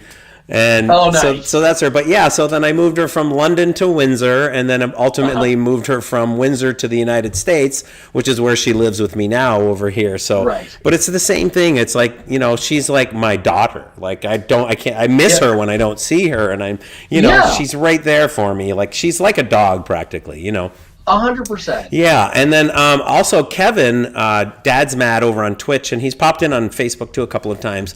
But Kevin has a couple of dogs, Luke and Rhodey, and they're also in Pets Across the Water as well. Rhodey he sort of became our road dog. He actually came on the road with us as a little therapy dog. We were, whenever we would be out on the motorhome in the RV with the dog, he was our little go-to guy, kept us all happy and sane, Yeah. But Kevin and his girl Kathy, they actually have been dog rescuers for a long time now. He can tell me in the chat exactly how long, but for as long as I've known him and then some, the two of them will go and rescue these dogs. And Rhodey was actually a rescue schedule, it's set to be put down, and now it's now he's our dog, but. Like literally they have rescued countless dogs. So the whole Pets Across the Water and what you're talking about, and I'm all about the pets, and anyone that I know pretty much is all about the pets. So I'm like, oh my gosh, who doesn't want to talk about their pets and show their pets? Yeah. So it's totally. It's typically by invite only right now because it could really get out of hand really fast, I'm afraid. But so right now it's mostly just guests of the show. I think it's a great idea to have them send me their pets and I can get them on there. Totally. And as well as I have some choice viewers that have returned week after week after week from the beginning, so that's an incentive for anyone to tune in every week. I'll get your dog up there. I see what's going on. I'm watching. Yeah, exactly. So so it's great. I mean, it's almost as if too, especially with dogs, they're so smart. It's like they know that you've given them a second chance. Yeah, he just said over 8 years they've been rescuing dogs. They've rescued hundreds of dogs from terrible situations, and they go on to be fostered by someone, like yourself, for example. And they're the same way. The rescue that they work for is very stringent. They're all about even Kevin. Actually, even Kevin, when he fostered Rhodey at first, and then when it came time for we want to adopt Rhodey. It was like this big deal. Okay, well, Mr. Kevin, we're going to need to see you're going to need to cross all the T's and dot all the I's. And it's like, but it's Kevin. He's been rescuing dogs forever, kind of thing. But it's good. You just gotta. Yeah, I mean that's a smart thing to do because some people just adopt a dog and then after the honeymoon period is over or with a family or whatever, it's like no one cares about the dog. Right. It obviously doesn't happen a lot, but I think it happens enough times that give them a chance. Yeah, it's people will do it sometimes for the wrong reasons. As you always hear about it like a Christmas gift or something, and it's I wanted a puppy for Christmas, but then they don't realize that it actually involves work after Christmas, and it's going to involve years of your life, and now it's a child basically you have to babysit for the rest of your life now, or their life. Exactly. And it's a big commitment, as it should be. Well, God bless all your friends that are taking dogs in, especially with absolutely. There's in a city there's restrictions. My dream is actually it was inspired by Marley was one day when I have the money, I can, buy I've always loved the idea of living out in the country with a ton of land and have a differently abled dog farm. Nice. So all that, if they are blind or they have 3 legs or 2 legs or they have seizures or whatever. Wow, I love that. Obviously that would be big financial commitment, but at the same time, in my imagination, it's, just have a sanctuary of dogs that are all just, they have some sort of handicap in some way, and give them a home. I love that. Have a big area for them to kind of live in and hang out. And Marley could be the mascot. Oh my gosh, it's a great idea for sure. If there's any way possible that I can help you with that, by all means, I would be all on board with that. Totally. That's fantastic. I love it. Yeah. Kevin over there, he's on Twitch. He says rescue is the best breed. And then he goes on. I like that. He goes on to say, "I would definitely choose my dog over most humans." So, yeah, I think a lot of us would too. Right? Yeah. They're good. They're honest, loyal, good. Won't stab you in the back beings. Oh, exactly. So you're playing a show or playing a gig or whatever, and in your hometown, and people are like, "Yeah, so what are you doing later? Like, want to come party?" And you're like, "I'm going home to my dog." He's waiting for me. I have to. The most fun I can think of. I can go have fun for a couple hours, but I have a giant white 3-legged dog at home. Like, why would I not rush home to hang out with him? Yeah, right, for sure. Kevin just said that they're looking for property as well, so they can rescue their animals as well. So he's mentioned that he wants to. Ideally, I think if we could have like the perfect scenario, the perfect storm, I guess, if you will. We would have this farmland, like you say, with all this property for animals to run, and we would at least have one horse for Kathy, his girlfriend, his wife. We'd have one horse with a stable and an indoor run for her and all of that. Right. We would have a studio, which would probably be like the coach house or something we would turn into the studio. Permanent, 100%. Full-time. It has to be, that's what Kevin is for as long as I've known him, 40 plus years. He's probably been nothing but studio engineer, recording, full-time music guy. He's done some real awesome stuff. So that's like this will be like sort of the the sanctuary, we'll call it, where we can all just go Especially if you have all that land, it could build a studio. make music, have studio, have animals, do all the, oh my gosh. record everything. Yeah, just invite your pals by, Right. and your producer to come and work the board, and have your.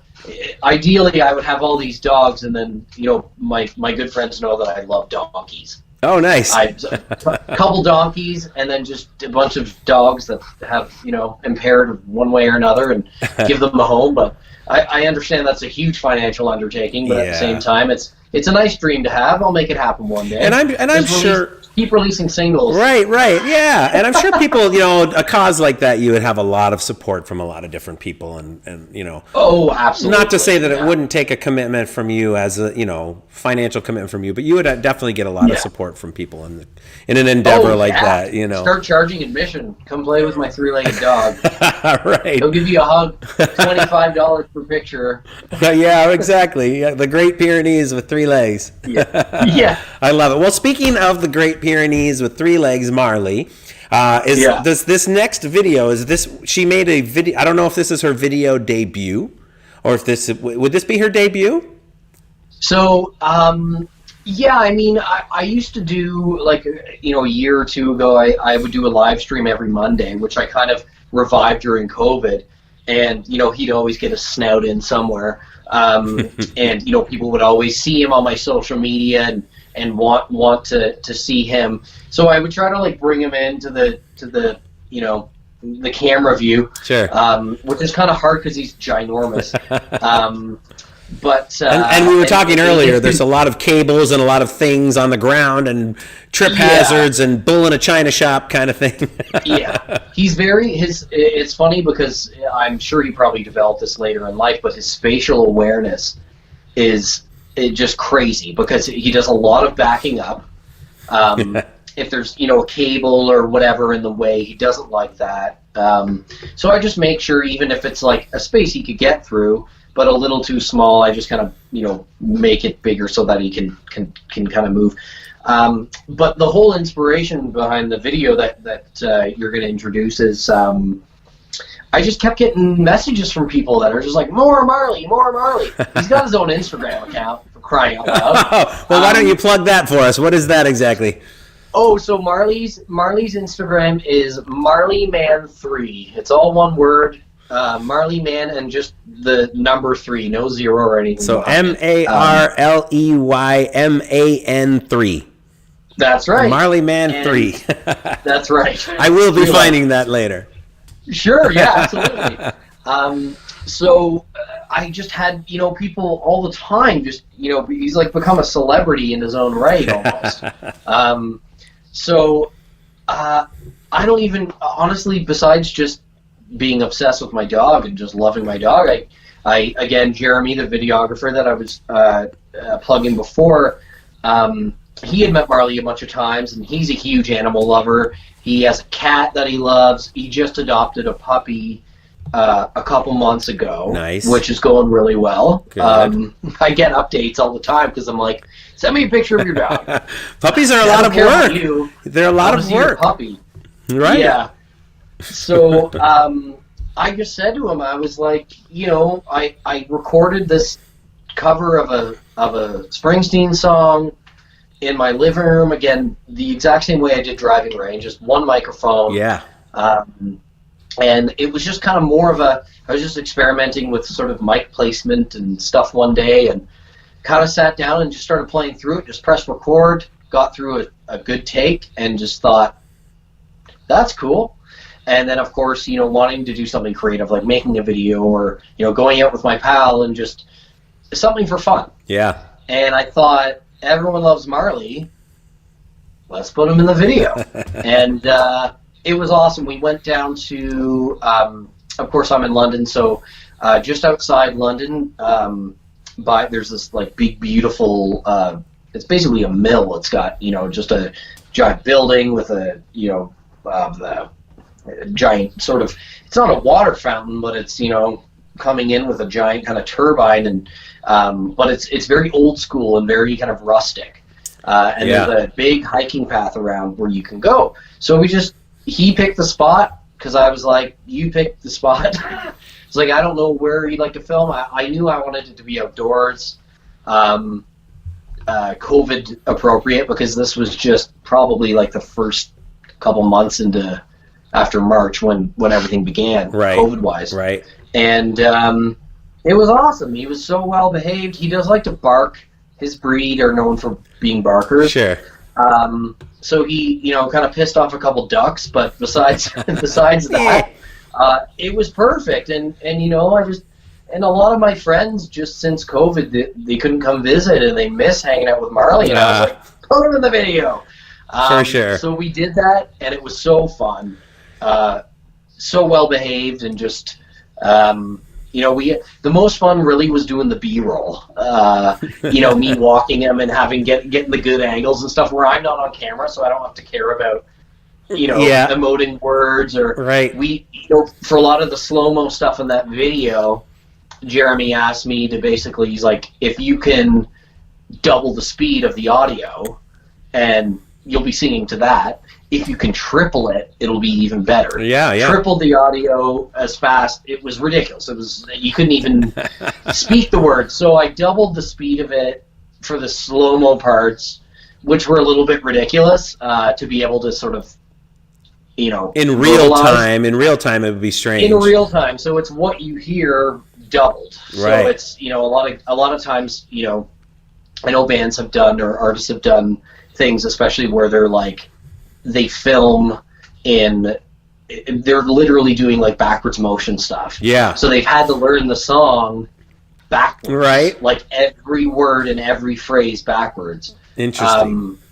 I wasn't willing to do that, but I thought, okay, so I sat down with it a couple, I sped it up, to be that fast, and then kind of sat with it and kind of just got myself prepared for that. But then we did all the B-roll stuff where it was no pressure, just Marley. getting them to sit or run or, not bark at people or whatever it is. But it was really fun, and I'm really proud of that video. It was really, it was just a few hours outside, but so again, just staying creative and just, flexing that muscle every day, and right. and just kind of, learn, I'd ask him questions about his camera and how he's filming and how he's doing all this, and kind of learning along the way. Right.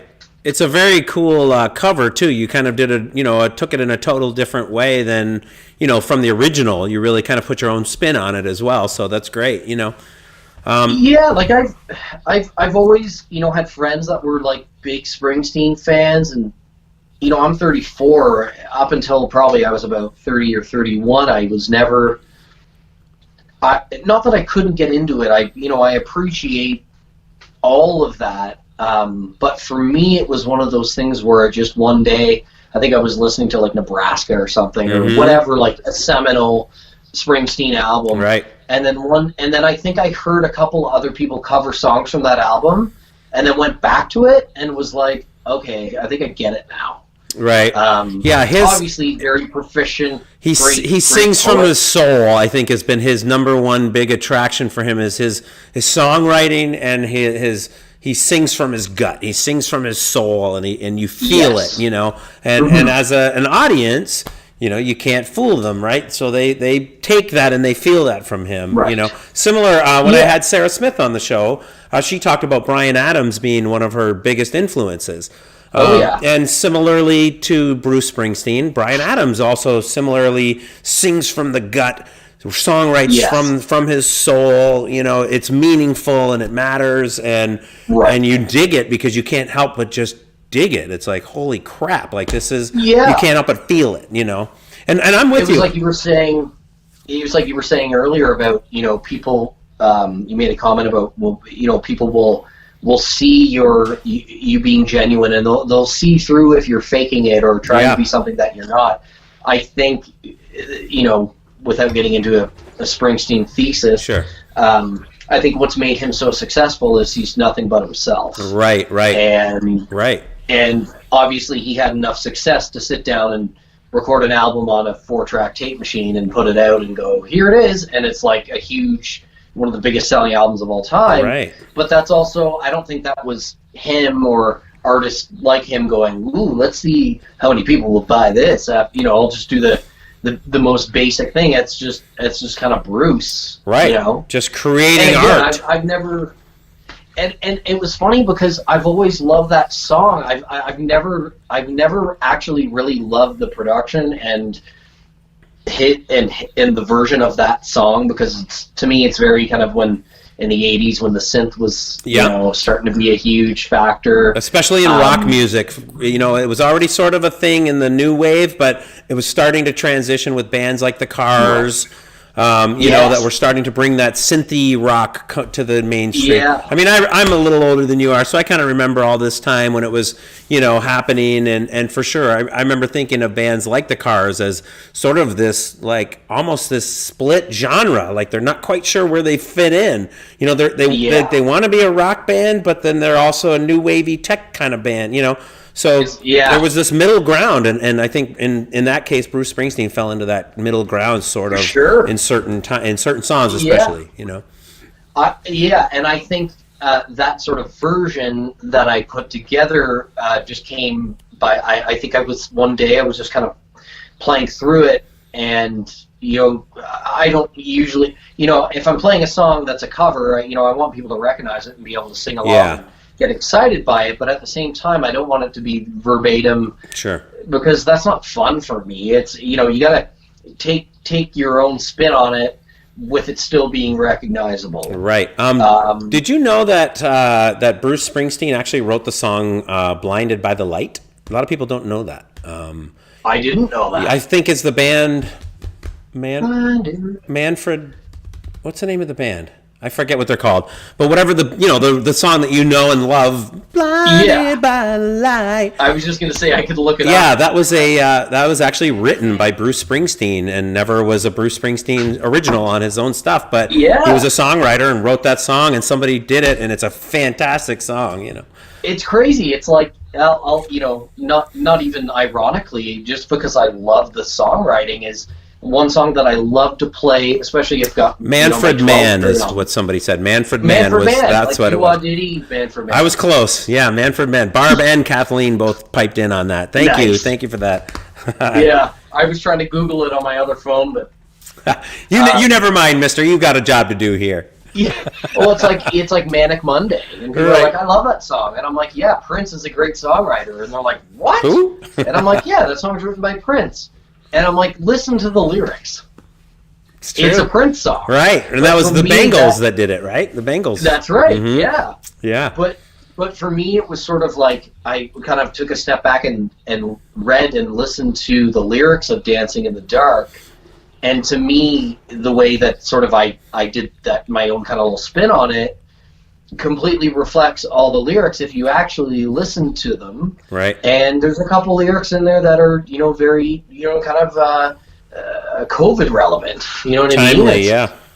He's without just sounding like a cliched whatever, you know, I think Springsteen is just as much of a poet as you know, a guy like Bob Dylan. Sure.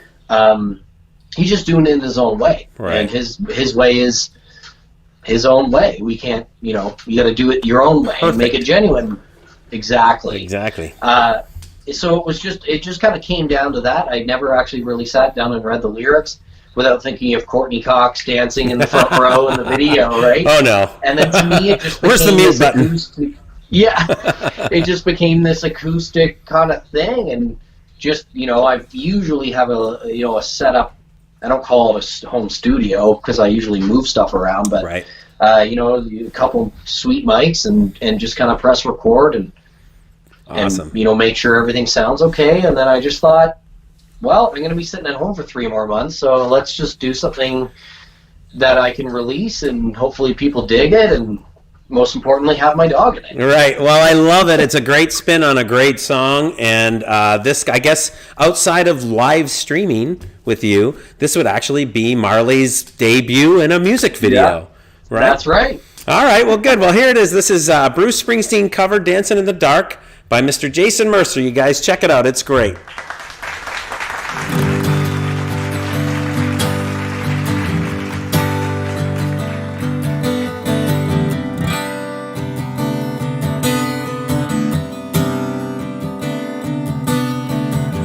Get up in the evening, and I ain't got nothing to say. Come on in the morning, I go to bed feeling the same way. I ain't nothing but tired. Yeah, I'm just tired and bored with myself. Hey there, baby, I could use just a little help. You can't start a fire. You can't start a fire without a spark. This gun's for hire, even if we're just dancing in the dark.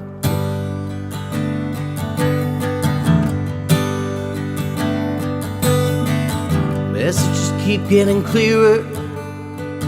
Radio's on and I'm moving around the place. Check my look in the mirror.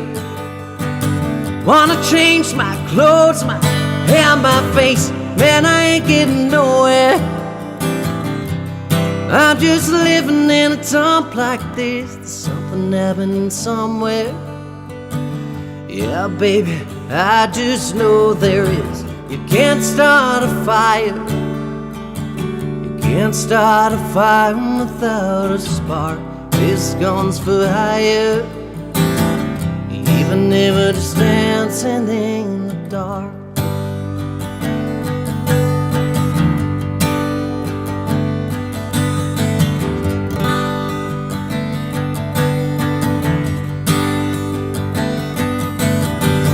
You're sitting around getting older. There's a joke here somewhere, but it's on me. I'll shake this look off my shoulder. Come on, baby, the left's on me. Stay on the streets of this town. They'll be carving you up alright. They say you gotta stay hungry. Baby, I'm just starving tonight, dying for some action. I'm sick of sitting around here trying to write this book. Need a love reaction. Come on now, baby, give me just one look. You can't start a fire, sitting around crying over a broken heart. This gun's for hire, even if we're just dancing in the dark. You can't start a fire, worrying about your little world falling apart. This gun's for hire, even if we're just dancing in the dark. Even if we're just dancing in the dark. Even if we're just dancing in the dark.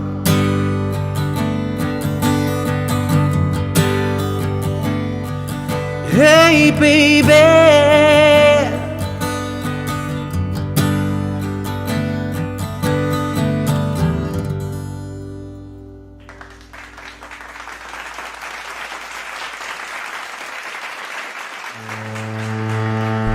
Oh, that was Dancing in the Dark. Great cover by Jason Mercer. I am happy to tell you guys that we are in for a special treat.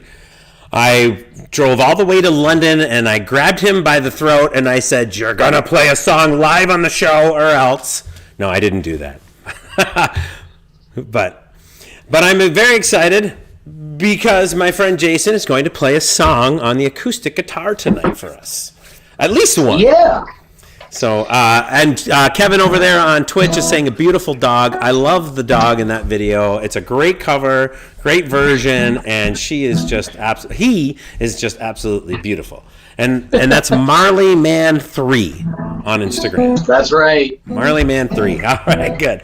Well, do you have an idea as to what you might want to do for us? Oh, by the way, my mom is watching over on Facebook. I love that she tunes into the show. She has been here every single episode. Awesome. She tells me when I forget to unmute my microphone. Yeah. She's usually right because I'll be like this talking. Yeah. And then she's like, honey. Yeah. So I'm really happy that she's tuning in. She says you have a beautiful, awesome dog. She said Harley, but it's Marley with an M. So He goes by many names. yeah, Marley goes by many names. But I remember the first time I saw a picture of Marley, I thought to myself, I couldn't help but think of Alice in Chains and the big album cover that they had way back when Yes! with the three-legged dog.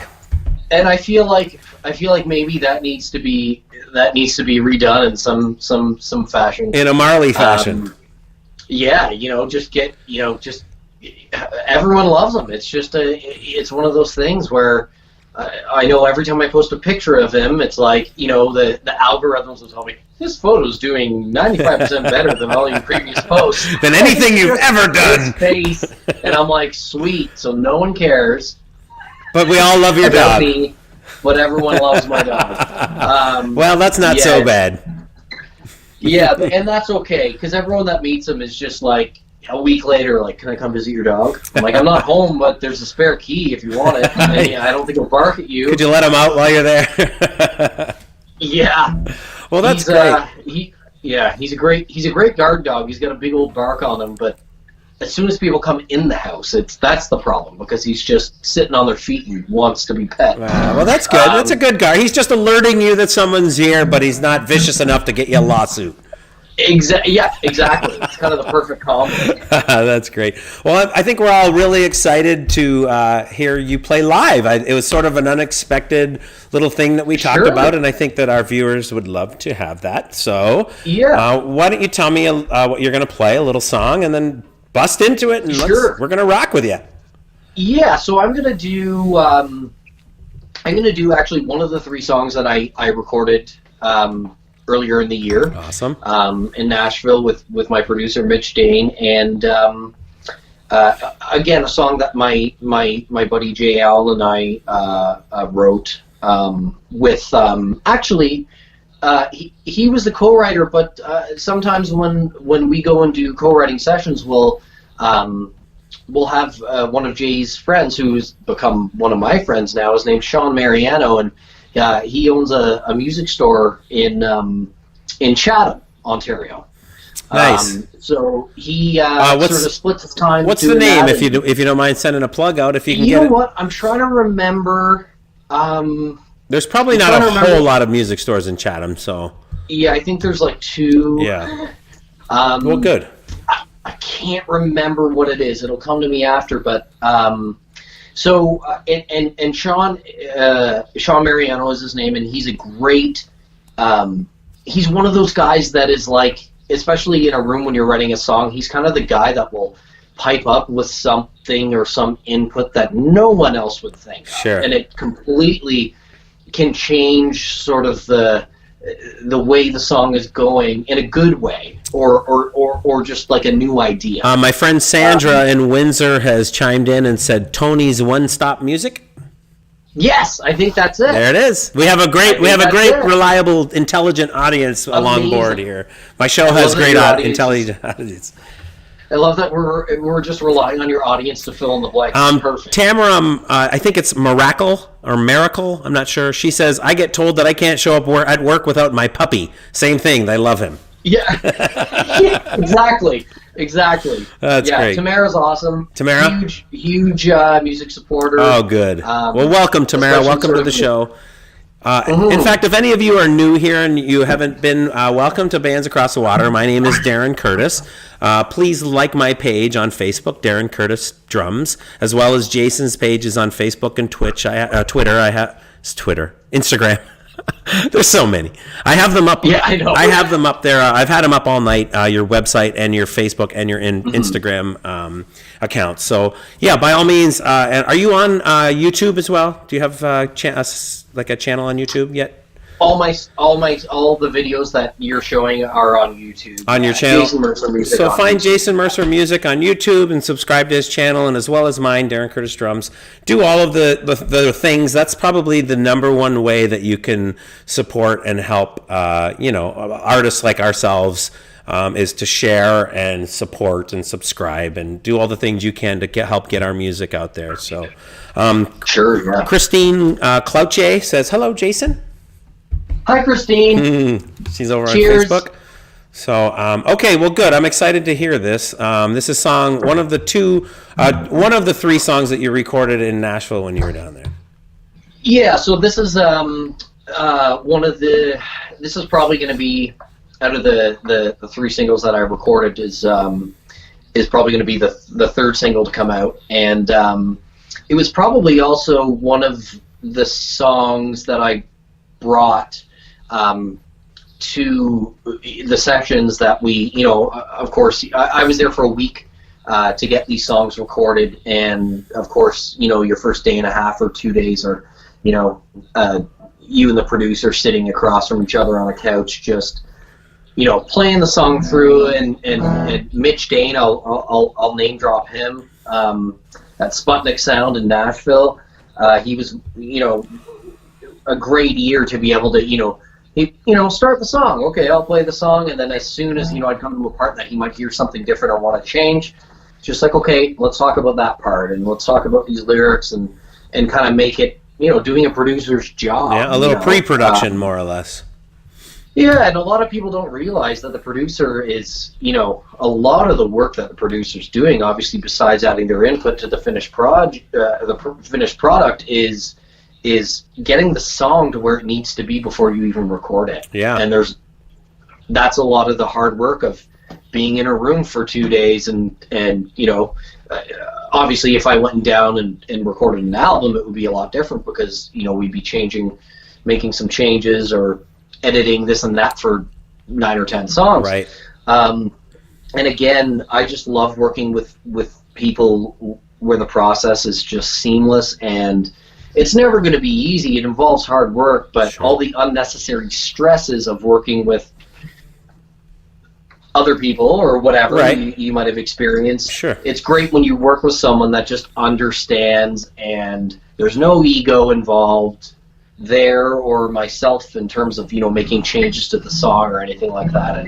And we have the same goal as making the song as strong as it can be. And so this song started with a title called "Let's Get Going," or "Let's Get Going," and became a song called "Prince Charming." Nice. So this is going to be the third single that comes out. Awesome. Who knows when? As we talked about, I'm still working on. Yeah, on the that's second all right. one. That's okay. We But get it's a really fun. we get a special treat of getting to hear you play it acoustically right here live on Streamland. Sure. So we don't even Awesome. care when it's coming out right now, Jason. We only care that we got this Yeah. moment with you right now. Sure. All right. Well, I'll stop talking and I'll play it. This is called "Prince Charming." Here it is, you guys.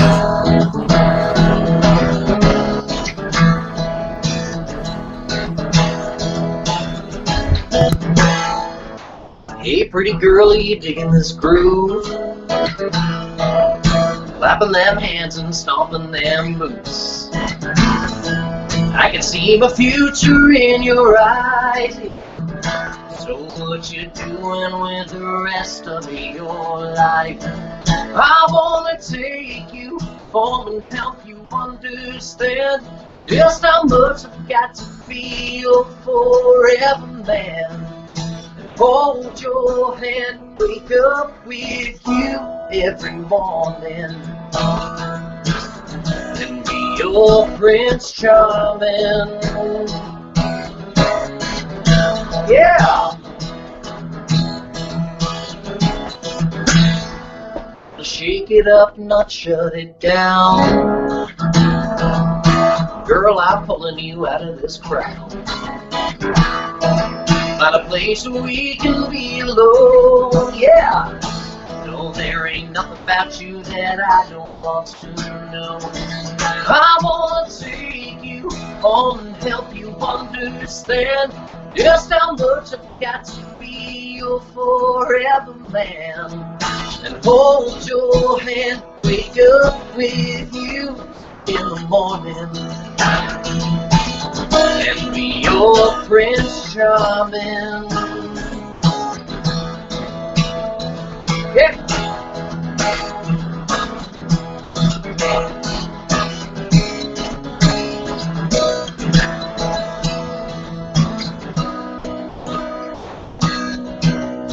Let's get going to the church. We can tie the knot. Build our dream house on Grandpa's lot. Happily ever after with me. Yeah, yeah, your Prince Charming.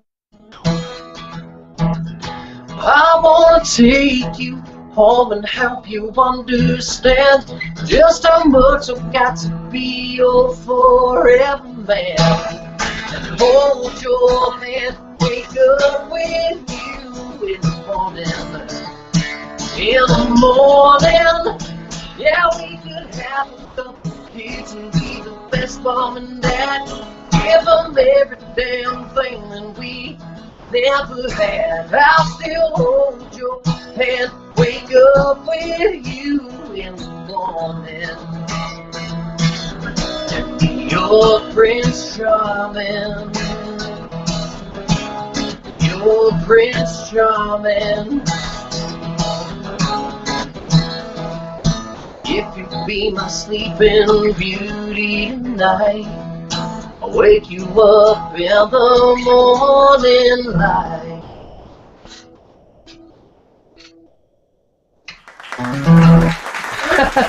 There you go, little Prince Charming there. Oh, thank you.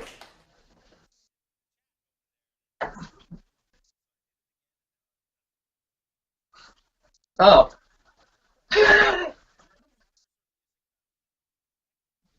Just message my web guy later and say, what's going on?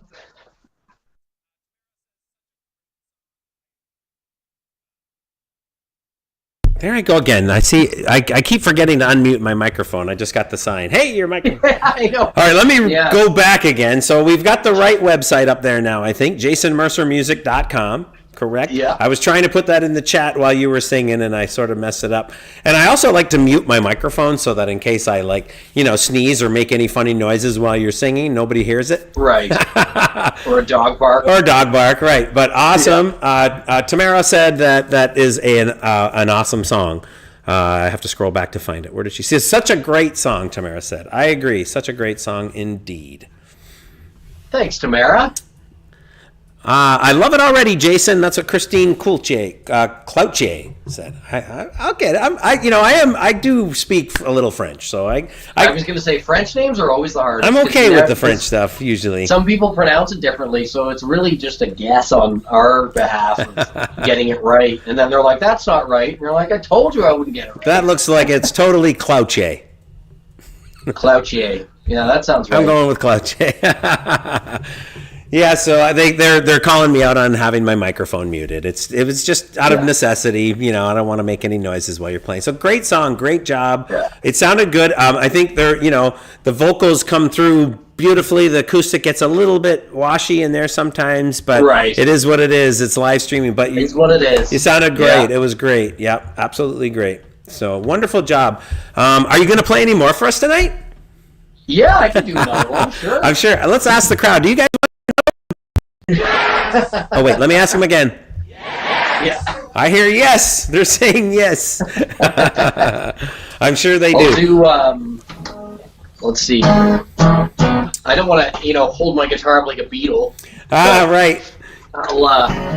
This one's got a little more dynamics in it, so hopefully it won't be as washy. But I think Christine is saying that I didn't pronounce her name correctly.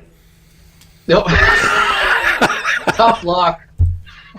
Tough luck story. I tried. Yeah. See, it's if you have a name, if you have a last name like Curtis or Mercer, it's a lot easier. I mean, Jason. Easy peasy. I've had Mercer a couple times, but the biggest problem for me is the spelling of my name. I think most Darrens don't spell it with one R and an I. So this is two spelling. R's and an E, right? That's pretty typical, or 2 R's and an I is sort of the common one. So yeah, I'm used to it, but it's all good. It's all good. This time I'm not going to mute my microphone. I'm gonna just sing along with you, and whatever comes out, nice. I'll sing some harmonies or something. Cool. Yeah, I'm gonna do a song also written by my friend Jay Allen and I, and This is a really fun song. This is actually one of my favorite to sing, and it's very balladish, but without going too far into the song. It's basically about like I'm writing a lot in the country genre, so trying to touch on themes there. This one's kind of funny because as we were writing it reminded me of being like 13 and having part-time money and trying to take a girl that I really liked out for a date and not knowing what to do, where to go, having enough money for a movie and like popcorn, but then besides that going, oh, what do we do, walk through the park or whatever. So in lieu of that, the date in the song is just a late night drive around. So that's the title of the song. It's about having no money and trying to take a girl you like out on a date. Nice. So that's good. That's so this is perfect. This is late night drive around. Awesome. Shout out to my pal Chris Warner over there on Facebook watching us. Nice. Awesome. Late night drive around. Late night drive around. Which is apparently the only COVID acceptable activity these days. We're going on a date, honey. Yeah, to pick up KFC. All right. Dinner cheap. Picked wildflowers by the creek. Romantic, that's me. Stole it from an old-time movie scene. Took you on a date with my last few bucks. Most of that went the tank of this truck. You look so great right now. I don't wanna have to slow this down. I'm not ready to take you home. Pretty girls shouldn't be left alone. I don't care where we go. Anywhere's better with a hand to hold. Hey now, baby, how's this sound? How about a late night drive around?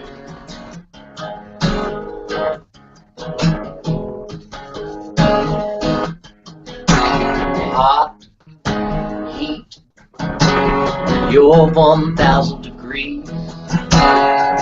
You and me, the windows steam. Middle of a back road, middle of the night, middle of loving you the rest of my life. You look so great right now, I don't wanna have to slow this down. I'm not ready to take you home. Pretty girl shouldn't be left alone. I don't care where we go. Anywhere's better with a hand to hold. Hey now, baby, how's this sound? How about a late night drive around? Yeah.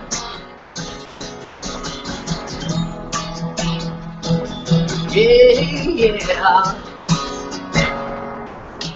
Sunlight, stay gone. This night ain't done. 1 minute, one more kiss. A man could die for this. You look so great right now. I don't wanna have to slow this down. I'm not ready to take you home. Pretty girl shouldn't be left alone. I don't care where we go. Anywhere's better with a hand to hold. Hey now, baby, how's this sound? How about a late night drive around? Yeah, baby, how's this sound? How about a late night drive around?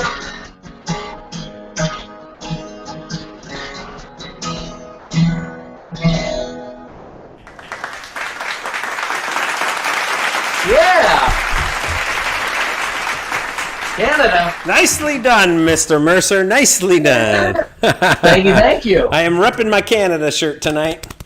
Amazing. I go back and forth across the water, and I try to do what I can to be as relevant as possible. So, Nice. Great It's job. just on the other side, you put it inside out, and it's got a USA. Shh! Don't tell my secrets. Come on now. Awesome. Christine says another awesome song, Jason. And my friend Chris Warner, watching over there on Facebook, said, "Dude's a good writer." He's right. Oh, I have a lot of help. I appreciate that. Well, that's great. No, and it comes off really well, and and it fits. Even the songs that have been given to you as gifts really fit. You've kind of taken your own thing, but they fit.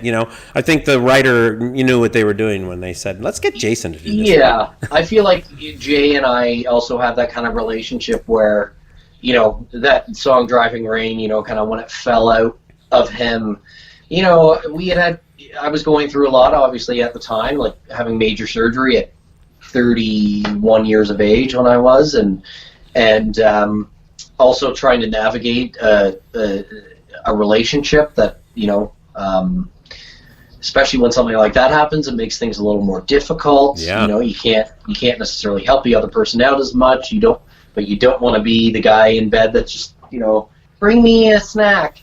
It's hard, but I think maybe subconsciously he had that in the back of his mind because of all our conversations we had, and that's why kind of when he sent me that song "Driving Rain," I just was like absolutely blown away and just gave me chills, because it was like it was like going to a therapy session and your therapist writing out in a journal your thoughts. It's weird, you know what I mean, or right. like how you're feeling. Right.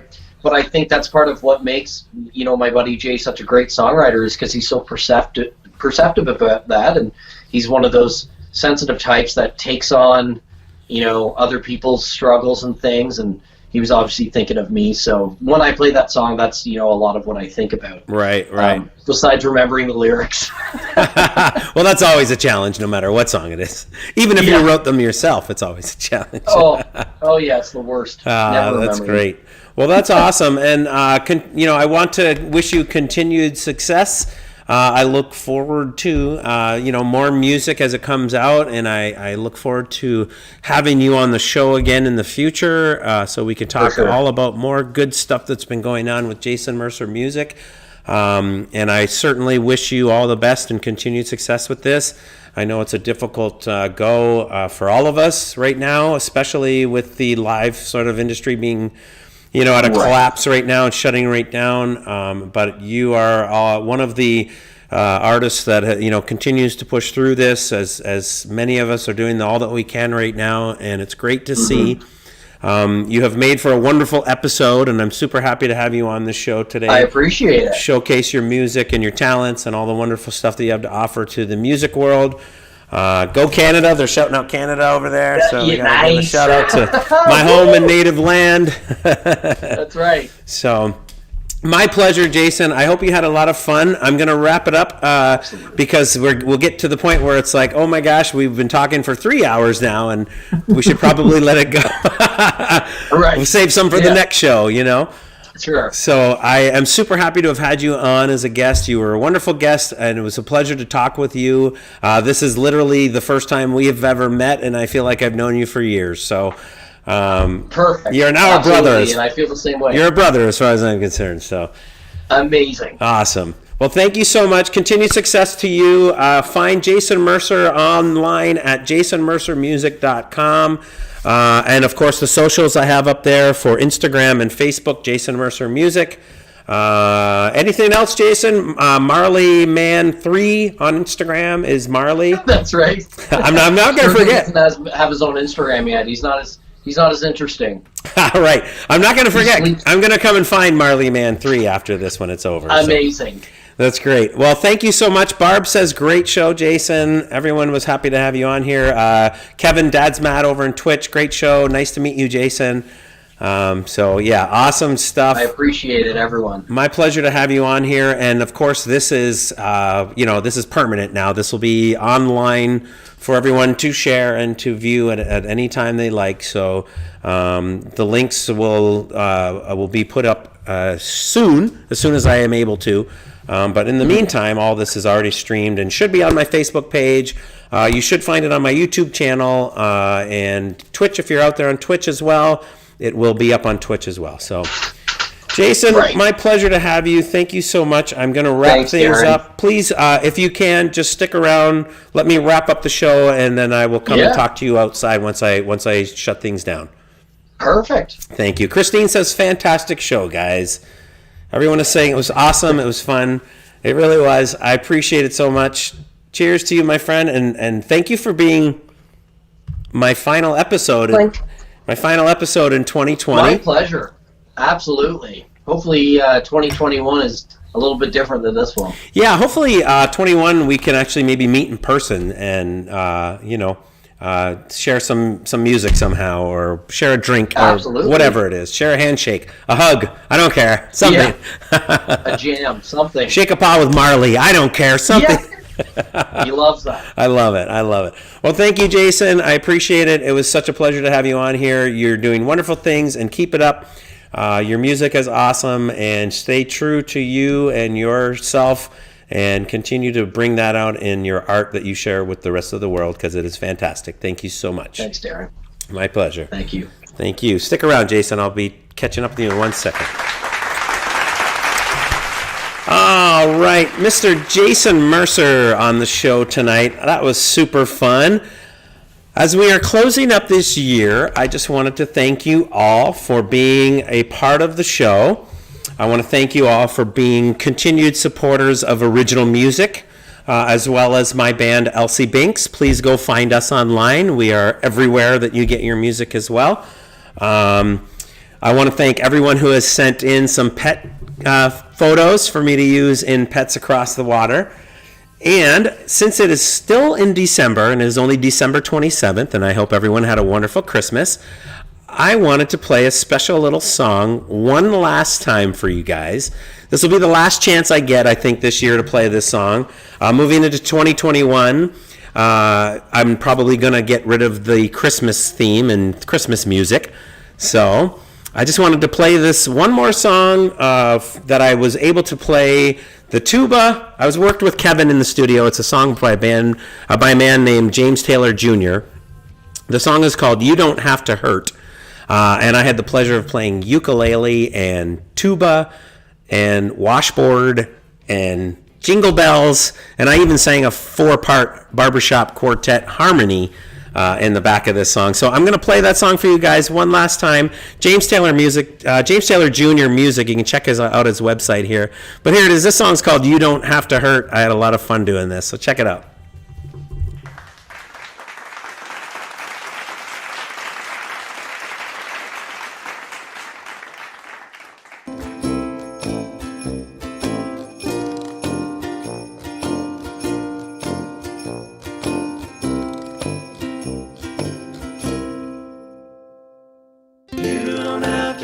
This holiday, you have every right to stay away. There is someone out there who will love you for you. You don't have to do a thing that you don't want to do. You don't have to go where you're alone. A place where they hurt you shouldn't be a place called home. Now is not the time to sit and stay. You don't have to hurt this holiday.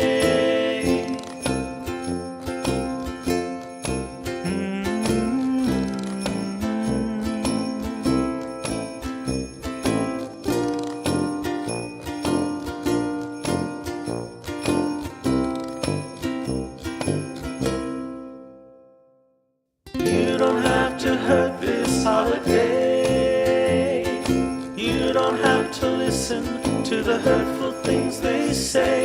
No one has a right to bring you down. Know that if they hurt you, you don't have to stick around. Holidays are meant for joy and cheer. You don't have to go a place you fear. Down is not okay. You don't have to hurt this holiday.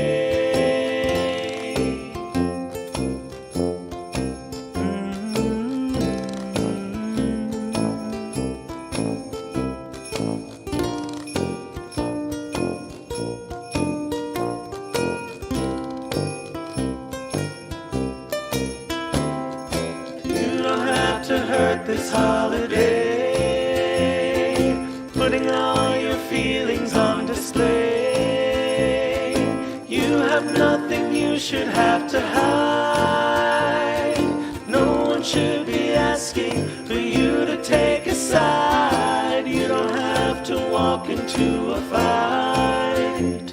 If staying out will keep you safe, you have every right. You don't have a thing to replay. You don't have to hurt this holiday.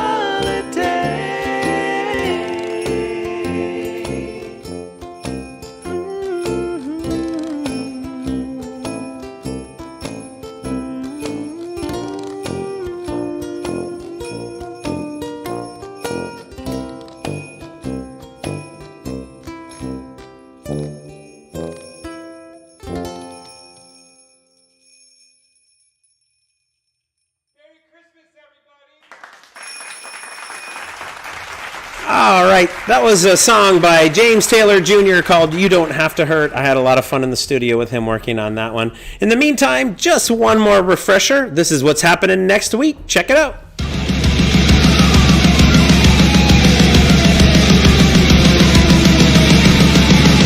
Hey, you sitting in the corner, take 2 minutes, is this what you want to project to the populace? Cause that ain't us, so walk away. Hey, I don't need to be so angry.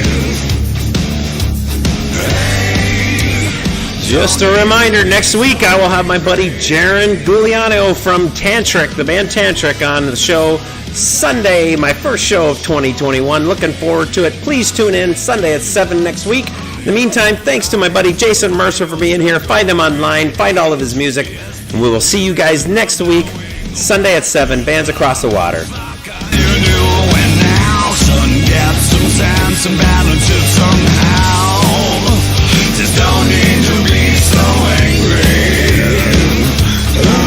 Chill out. There's no need to be so angry. We put up this circumstance revolution.